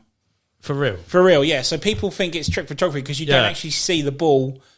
The ball goes over the shot, so you think someone's caught it and done it. Yeah. But she actually made the shot, and they had to cut it quickly because Ron Perlman's character, he broke character, and he started laughing. He was like, what? No way. Holy shit. Because she actually made the shot. Yeah. Which is a shame, really, because that would have been... amazing. Yeah. But, she actually made... She literally just walks past and... Best part of the movie. It's it. Exactly. Alien 4, 1997. There we go. And then obviously, ever see one again that was just an alien this movie? Is it. I mean, years and years go by, and Ridley Scott was hounded and absolutely hounded at 20th Century Fox to make number 5, Alien 5. Let's bring Ripley back, and from the desolate, the horrible scenes of Paris, or not. Do you think they would? Let's just say, for instance, they did. Like Ridley Scott said, "Yeah, go on then." Do you think they would have done the usual and said, "Well, 3 and 4 don't exist. Actually, we'll just call." I don't know what they would have done personally. I have no idea. A bit like they did with Jurassic Park. But finally, come 2012, Ridley Scott said yes and did Prometheus, which is the prequel to the Alien series. Yeah. And I don't care what anyone says. I fucking love this movie. Yep, me too. I didn't have that reaction to it, but after then watching it a second time when it came out on Blu-ray. Yeah, yes, I remember. Then I was like, oh my God, so beautifully shot. Yeah, so much better. So well shot. Yeah, I mean, he kind of did fake advertise this film that it was going to connect with Alien 1 straight after. That's how it was. Oh, was it? Yeah, that's how it was advertised. That's why it made a lot of money. A lot of people went to see it, especially big fans of the series. Yeah. I remember It's not what they were getting. No, I mean, yeah, I think I was one of those people. I remember Tim, if you're listening, he comes on the show all the time. He's a massive fan of the series as well. But he was like me when he told me Prometheus was coming. I didn't know what it was. Ridley Scott Prometheus doesn't say Alien or anything on it. No. He said, "Ant, that's the prequel to Alien." I said, "Shut up." Being that little kid watching Aliens, I was like, "Don't lie to me." And then he sent me a link of the teaser trailer for it, and it has the exact same sound effects as the teaser trailer for the first Alien movie. Right. Brilliantly done. Yeah. One of my favourite teaser trailers of all time. And good God, I was as hyped up about this movie as he was. Not as much as he was, because he was like constantly posting about it on Facebook all day, every day. But yeah, when I watched this movie, I think I kind of had the same experience as you did, Greg, because I was waiting for it to connect with Alien at the end, and it doesn't. But then you go back and look at it, there are and you can little see things. how it does. Yeah. Space jockeys and So let's start off with what this film is and how it goes. So basically, the start of the movie is simply how were we created? They're in a cave. Yeah. No. This is before that. Oh. Because one of the engineers is on Earth and he takes a drink, doesn't he? And that's right. Yeah, he's on top of that sort of waterfall. He dilutes himself into the water, which creates DNA, which creates life, which creates us.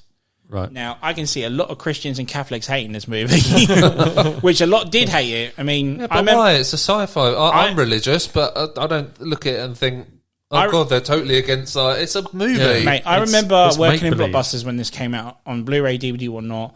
So many very big religious people hated it and whatnot. And I even said to him, like you said, why?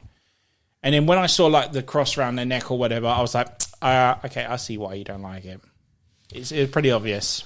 If it's a sci-fi movie, it's not real. It's not real. No movie's real. Come on, it's someone's take on whatever. Yeah, exactly. And then we start off with the cave, which Greg mentions. Dr. Shaw?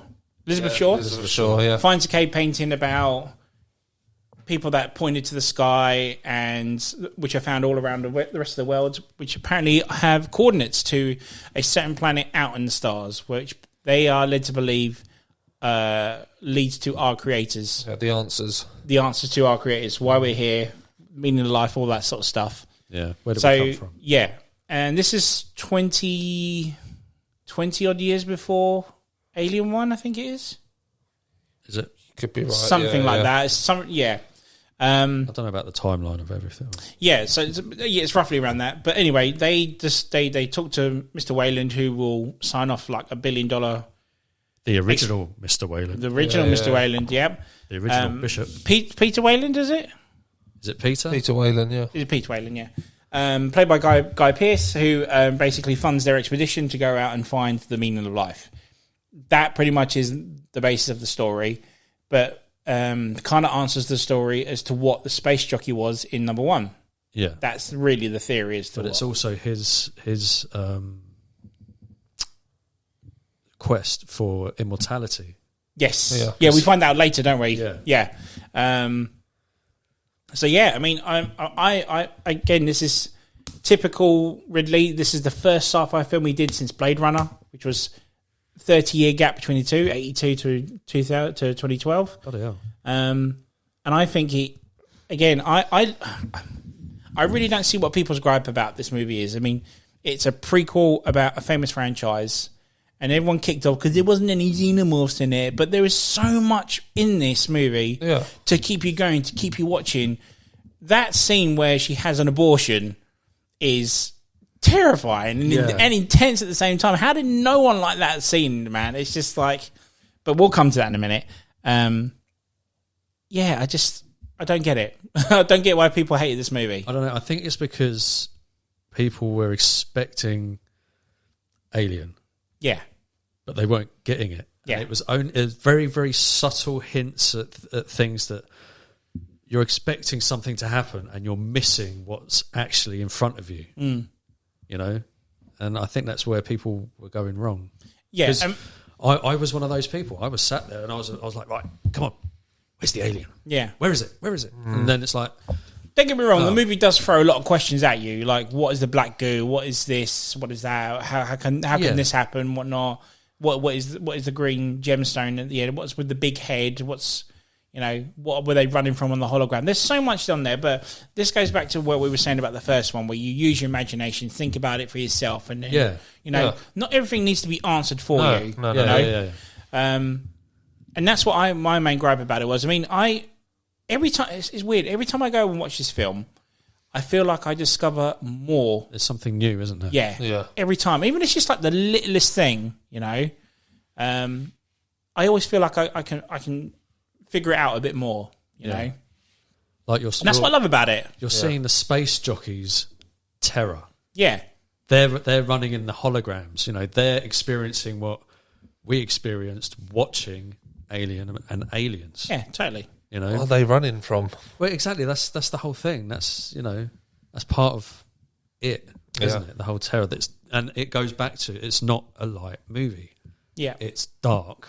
Yeah, and you blink and you miss it. Beautifully shot, this film. I mean, this was shot in Iceland as well. I mean, you can tell that was the thing I took from it. Yeah, the most. I thought it's just Iceland. That's where mums go to. It was really good deals. No, it was just a brilliantly shot film. Really pleasant on the eyes, if you want, isn't it? Absolutely. Even the Prometheus ship alone is gorgeous to look at. Yeah. But yeah, it's just I don't know what it is. I find it very difficult to analyse in some ways and try and find reasons to why you like it so much. Yeah. But it just seems to sit well. Yeah, I mean, it's answered a question from Alien, like we said about the space jockeys alone and whatnot. But then when it got to a point where Greg mentioned, we find out that Peter Wayland actually was on the Prometheus. He wakes up and wants to see his gods. We find out later on that there is a space jockey still asleep there, and they wake him up. And we get to question, why are we here? What is the purpose of us? And then the space jockey just kills everyone. Yeah. It's like, good God, what did we do? What have we done? Why are we... it throws even more questions, which is what people hated this movie. But, make your own interpretation of it. There's a reason why. Could you be referring... Well, could they have been referring to the space jockeys not liking what humans have become? Yeah, and David, the robot, played by Michael Fassbender, says a line in this movie, well, if you want to create, one must destroy also. Yeah. So maybe there's either superior version of us they wanted to make, but in order to do that, we have to die. Yeah.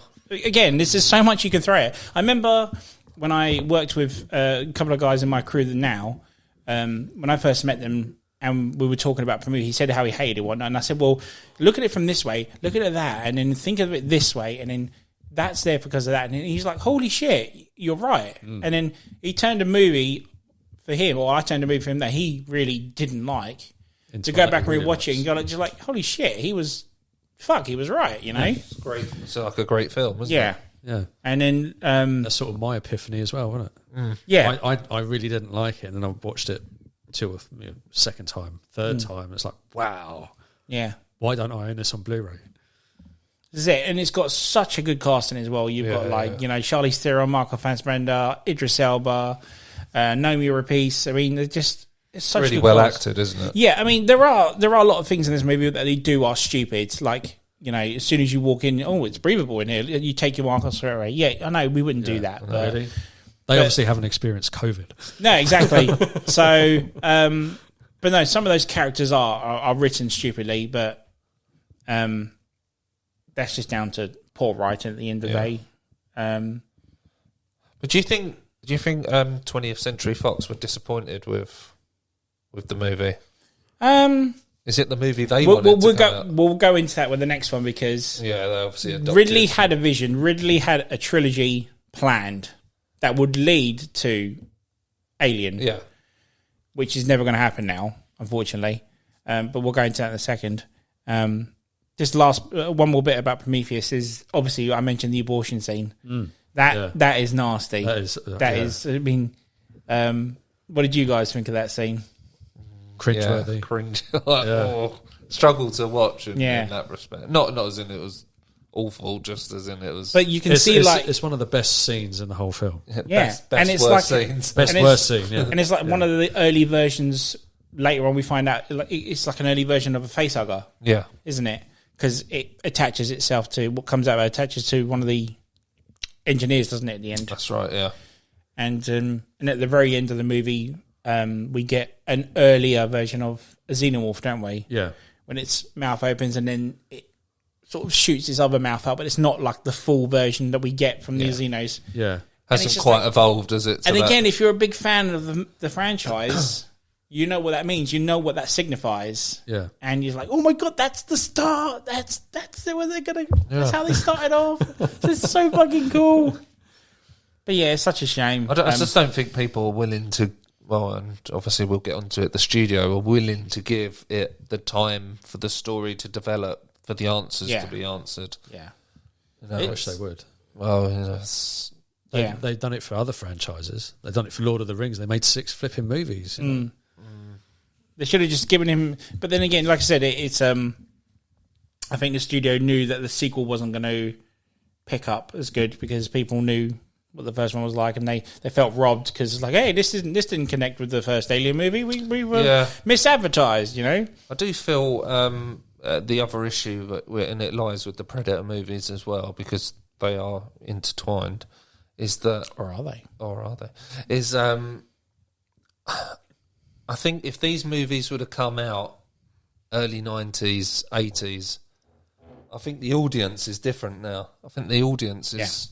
I just don't think modern people are like into this, like that. Predator and that and Alien.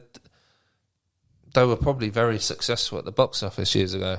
They're not very successful now. But why is that? They're still great movies. They're great characters, but I just don't think people are into it now. No, like modern people. Like we. No, absolutely. Yeah, I can see where you come from. Because again, to watch Prometheus, you'd have to be a fan of the franchise, and then instead of young people aren't watching the other movies, why should they go watch Prometheus? Well, Alicia hadn't really seen an Alien movie before that. Oh, really? And she gave it a go? She gave it a go. She loved it. Okay. But that's Alicia, though. She's That cool. is. She's cool. Yeah, And you forced us to watch it. I did. Yeah. I strapped her down to the If anyone's wondering who Alicia is, that's Greg's wife, by the way. Yeah. But yeah, Prometheus, it left us on a big cliffhanger, and then 5 years later, we finally got that last movie, which is Alien Covenant. Gotta put Alien in there. Just to please people. Yeah, so this is going back to what Steve was saying about the studios interfering now. And so Ridley Scott had an original title for this movie, which was Alien Paradise Lost, wasn't it? Okay. And that was going to touch up on where Dr. Shaw had gone with David and whatnot, because they were the survivors at the end, the last movie. That's right. And there are scenes in that. There are scenes in on YouTube that show you that travel, but it's not in the movie. For example, in Alien Covenant movie, it's very, very odd why put it on YouTube, but it's not in the movie. Very, very odd. But anyway, Alien Covenant. This is the story of meant to be the sequel to Prometheus, and it's not really, is it? In a way, It kind of like skips a bit, doesn't it? Yeah. And I think it is more of a crowd pleaser as opposed to a storyteller. because we get aliens in this one, Yes. actual aliens in this movie, Get it in the actual title. xenomorphs. I felt really bad for Ridley, because at the end of the day, he knew he wasn't making his movie, but was still getting paid to make an Alien movie Yeah. for half the budget that they gave him for Prometheus as well.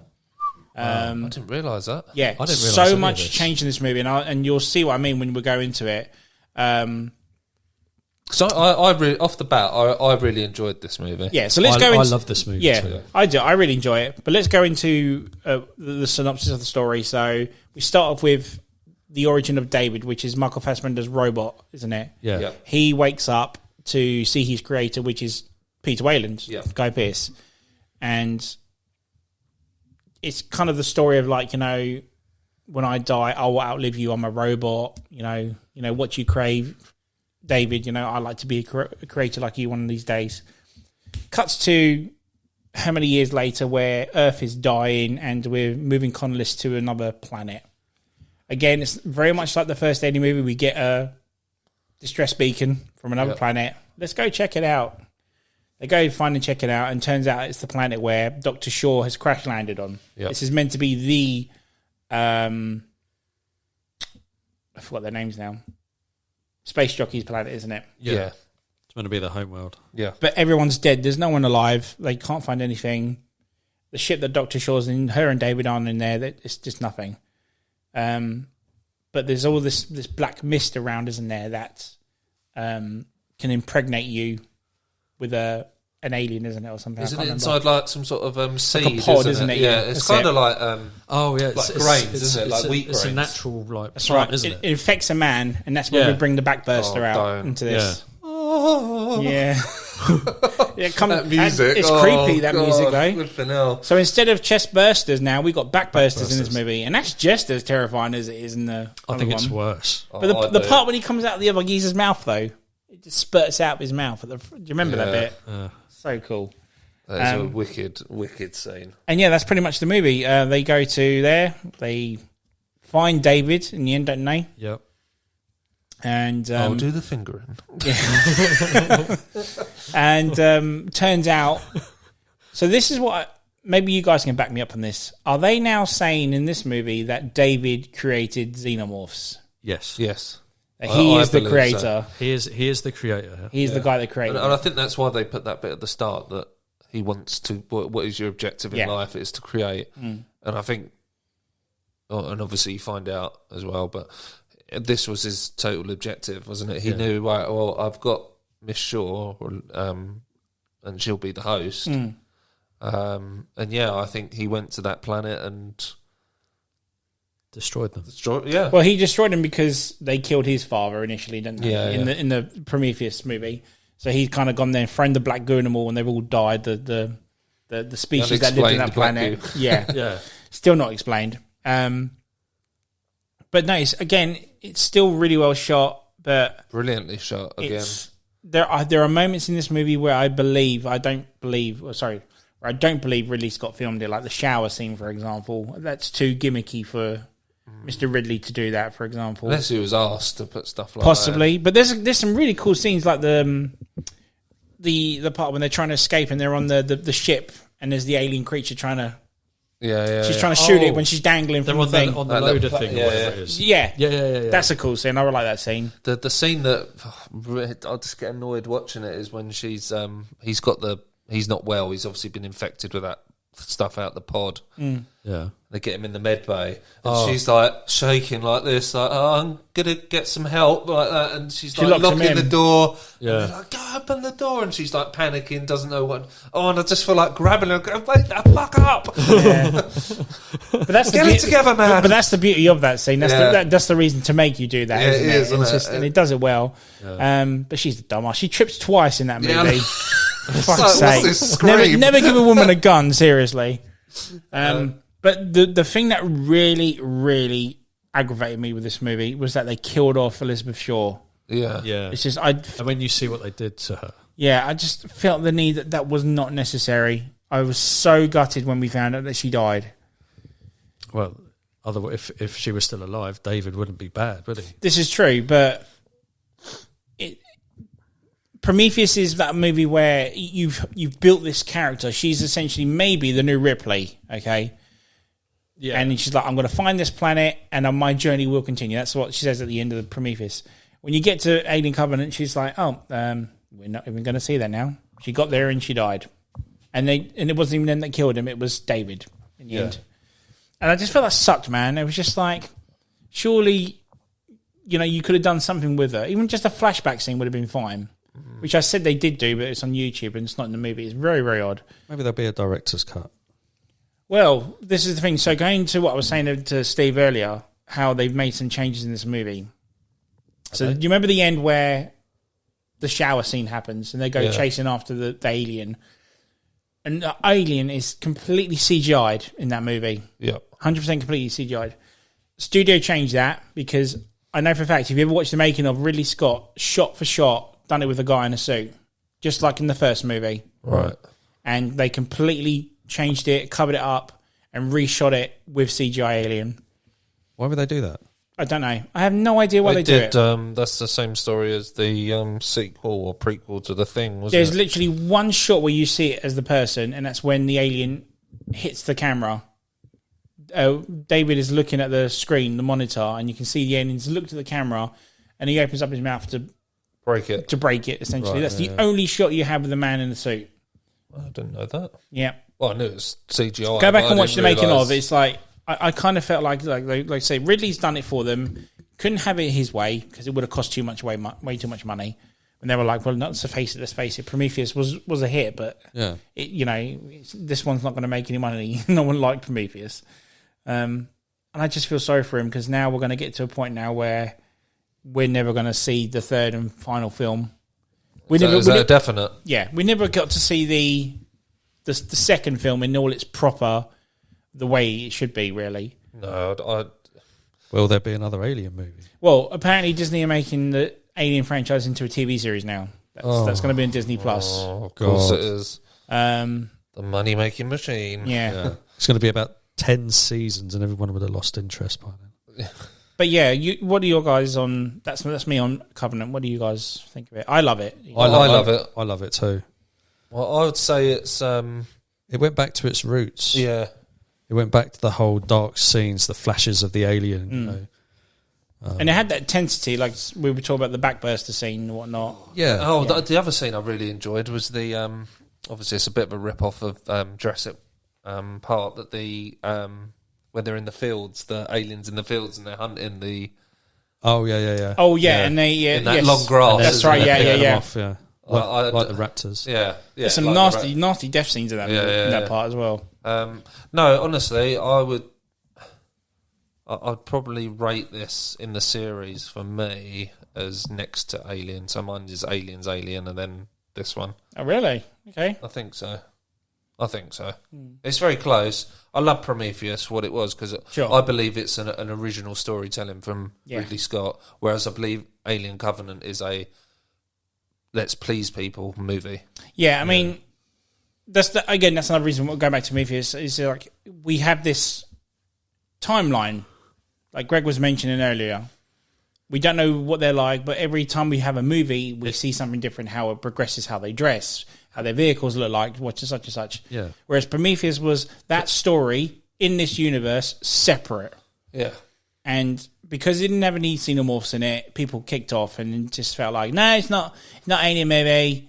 You don't have any aliens in it. Meh, meh, meh. I don't think people just knew give what it it a was. chance. Just Even so, both movies are so Prometheus and Alien Covenant are the how. Yeah, exactly. How it came, well, it's not the original how because there's meant to be 3 movies. It's yes, how because it all we're came left on a about. cliffhanger, aren't we? Yeah. Do you remember what happens? Yes, I do. Go for it. David has lots of little alien embryos in cryostasis. That's right. Well, you don't know. So you don't know which one out of David and. We didn't bring up Walter earlier, so no one's gonna. Oh yeah, so you got the two. It's not going to be good David. No, is no. it? Because we see him die. But bad David has his. But creation. she doesn't know that, does she? No. Then you're left with that. Yeah. And then you're Left left. the cliffhanger. So, right, so going back to Walter is a good Michael Fassbender in this movie, and David's obviously the bad from Prometheus. Doing the fingering. Yeah, and basically they swap over, and then they find out at the end that David was the one that snuck on board and killed Walter. That's the big hoo-ha, and then find out, like Greg said, that he has a couple of alien embryos that he's going to sneak on board and infect the colonists. Yeah. And, What does he say to her at the end? And then she realises. The bitch. No. He says something, but then he goes shh, and then she Yeah. goes to sleep, doesn't she? Yeah, she suddenly I tweaks. can't remember what he said. It was a day. It was. Oh God, I can't remember. It was good though. It was like well done. You kind of knew, You but knew you were anyway, like, dude. That's the thing. Yeah, you knew. It you was knew, good, but I was like, oh. Yeah. No, I really enjoyed it. I really, really enjoyed it. I do like it. For me personally, I prefer Prometheus, but you know that's just my opinion. You guys obviously like the other. But before we go, we were going to have a proper Alien 5 at one point, weren't we? Neil Blomkamp was going to do the Alien 5 that was going to make us forget that 3 and 4 ever happened. Yeah. I still wish that movie was going to get done. You know, that would have been so good to have Ripley back, Hicks, Newt. We're all going to be back, and some of the. Did you ever see the storyboards he come up with? They looked fucking phenomenal. What year was this? Because I do remember hearing. I think about this. So basically, it was announced he was going to make it in 2015, and there was some concept art that got leaked. That's right. And loads of it was out. And there were hints that the military was using aliens as military weapons. There was going to be an alien king as well as an alien queen in this movie. That sounds like the stuff of dreams. Yeah, it was just look it up. Look up on Google whatnot. You'll find all this cover art that Neil Blomkamp drew. Yeah. There's like a suit that Ripley wears, which is half alien, half human. Some absolutely mind blowing stuff. And this is the guy that made District 9, Chappie, Elysium. So I was like, take my money. Yeah. Let him make this movie. Yeah. And then I think it got to a point where I think it was something like it was either going to take too long to make or the budget was just going to be astronomical in the end. Never make any money. Considering that, that Prometheus How much was... This is between Prometheus and Covenant coming out as well. Yeah. And that's what I was getting on to that point of... I just don't think Alien, Predator movies, Terminator movies as well, I just don't think they appeal to today's audience anymore. I think it's like a sort of... If you were born in the 70s, 80s... It was relevant. It was the thing to watch. I mean, I can't imagine not watching like a Terminator or Alien film, or a Predator film every year or something. You know, you watch one. But yeah, I just don't. Well, at the end of the day, the cinema ticket sales speak for themselves, and each Terminator, Predator, or Alien movie that's come out in recent times just hasn't done well. Just don't do well. Yeah, so I think it scares the studio, doesn't it, to, you know, say, oh yeah, here's like 150 It's such a shame million. because, like us, there's many fans out there that want to see... I would love to see Ridley Scott's finish story at the end of the day. Yeah, I think we all would. But then he knew he wasn't going to get it, so he made a TV series called Raised by Wolves. You ever seen that? No. Watch it. There are so many hints to Prometheus and Covenant in that film, that TV series. Yeah, I think it's on Sky or Now TV if you can get hold of it. Raised by Wolves. Really good. So yeah, that's. Maybe we need to dig in and find out why it doesn't appeal to people now. What's your order of the movies from best to worst? 1, 2, 3, Prometheus, Covenant, 4. Probably, mine would be 2, 1, Prometheus, Covenant, 3, 4. I'm same as you, but swap over Covenant and Prometheus. So you'd have Covenant before Prometheus. Yeah. But like literally, I just view them as shit. Fucking awful. No, I view them both as I'd give them the same score. Sure. They're just different, aren't they? Yeah, absolutely. Yeah. So hopefully we'll get at some point in our lifetime. But yeah, no, I mean, I love this franchise. Me and Greg go way back with it. Like I said, going back to, I'll never forget the days we played Alien Trilogy together. And amazing game. We were just doing quotes from Aliens playing that game. Like, they're coming out of the goddamn walls to get them and all that stuff. Who's firing, goddammit? To the time when we were playing AVP with Mr. Power. Whatnot. I'd love that game. Couldn't play for laughing, though. That's the problem. Yeah. Yeah. Get Ben. And obviously we've got a new game to look forward to. Alien Fireteam. Yes, Alien Fireteam. I cannot wait for that. So that's what I mean. All these little things that come out every now and again, if it's a game, it keeps show, it alive, it just keeps it alive and just keeps you To interested. the board game we were playing, the card game we were playing. Exactly. A bit, just like just it's a franchise. Well, I'm never gonna not love at the end of the day. I'm never gonna get sick and tired of. Movies might come out in the future and not be that great, but if it's got the xenomorphs in, it's a story I like to follow regardless. It's a series that terrifies me, will terrify me to the end of the days. As long as they don't make the same mistakes they made with 3 and 4. As long as they don't do just remakes of them full stop as well. You can't. Everything's a remake now, isn't it? Yeah, we'll see what the TV series goes with this as well. But, thanks for having us on. Thank you guys. Yeah. I want to say a big thank you for coming on and going through your experiences with the Alien franchise. Ooh. Yeah. Yeah, so guys, if you liked what you listened to, follow us on Facebook at the M.T.V.B. Podcast, on Instagram at M.T.V.B. Podcast. We're on TikTok as well, which is M.T.V. Podcast 197, or on Twitter, M.T.V.B. Podcast 1. That's a lot of M.T.V.Bs, isn't it? So from now on, this is Ant-Man, Greg, and Steve saying, game over, man. Game over.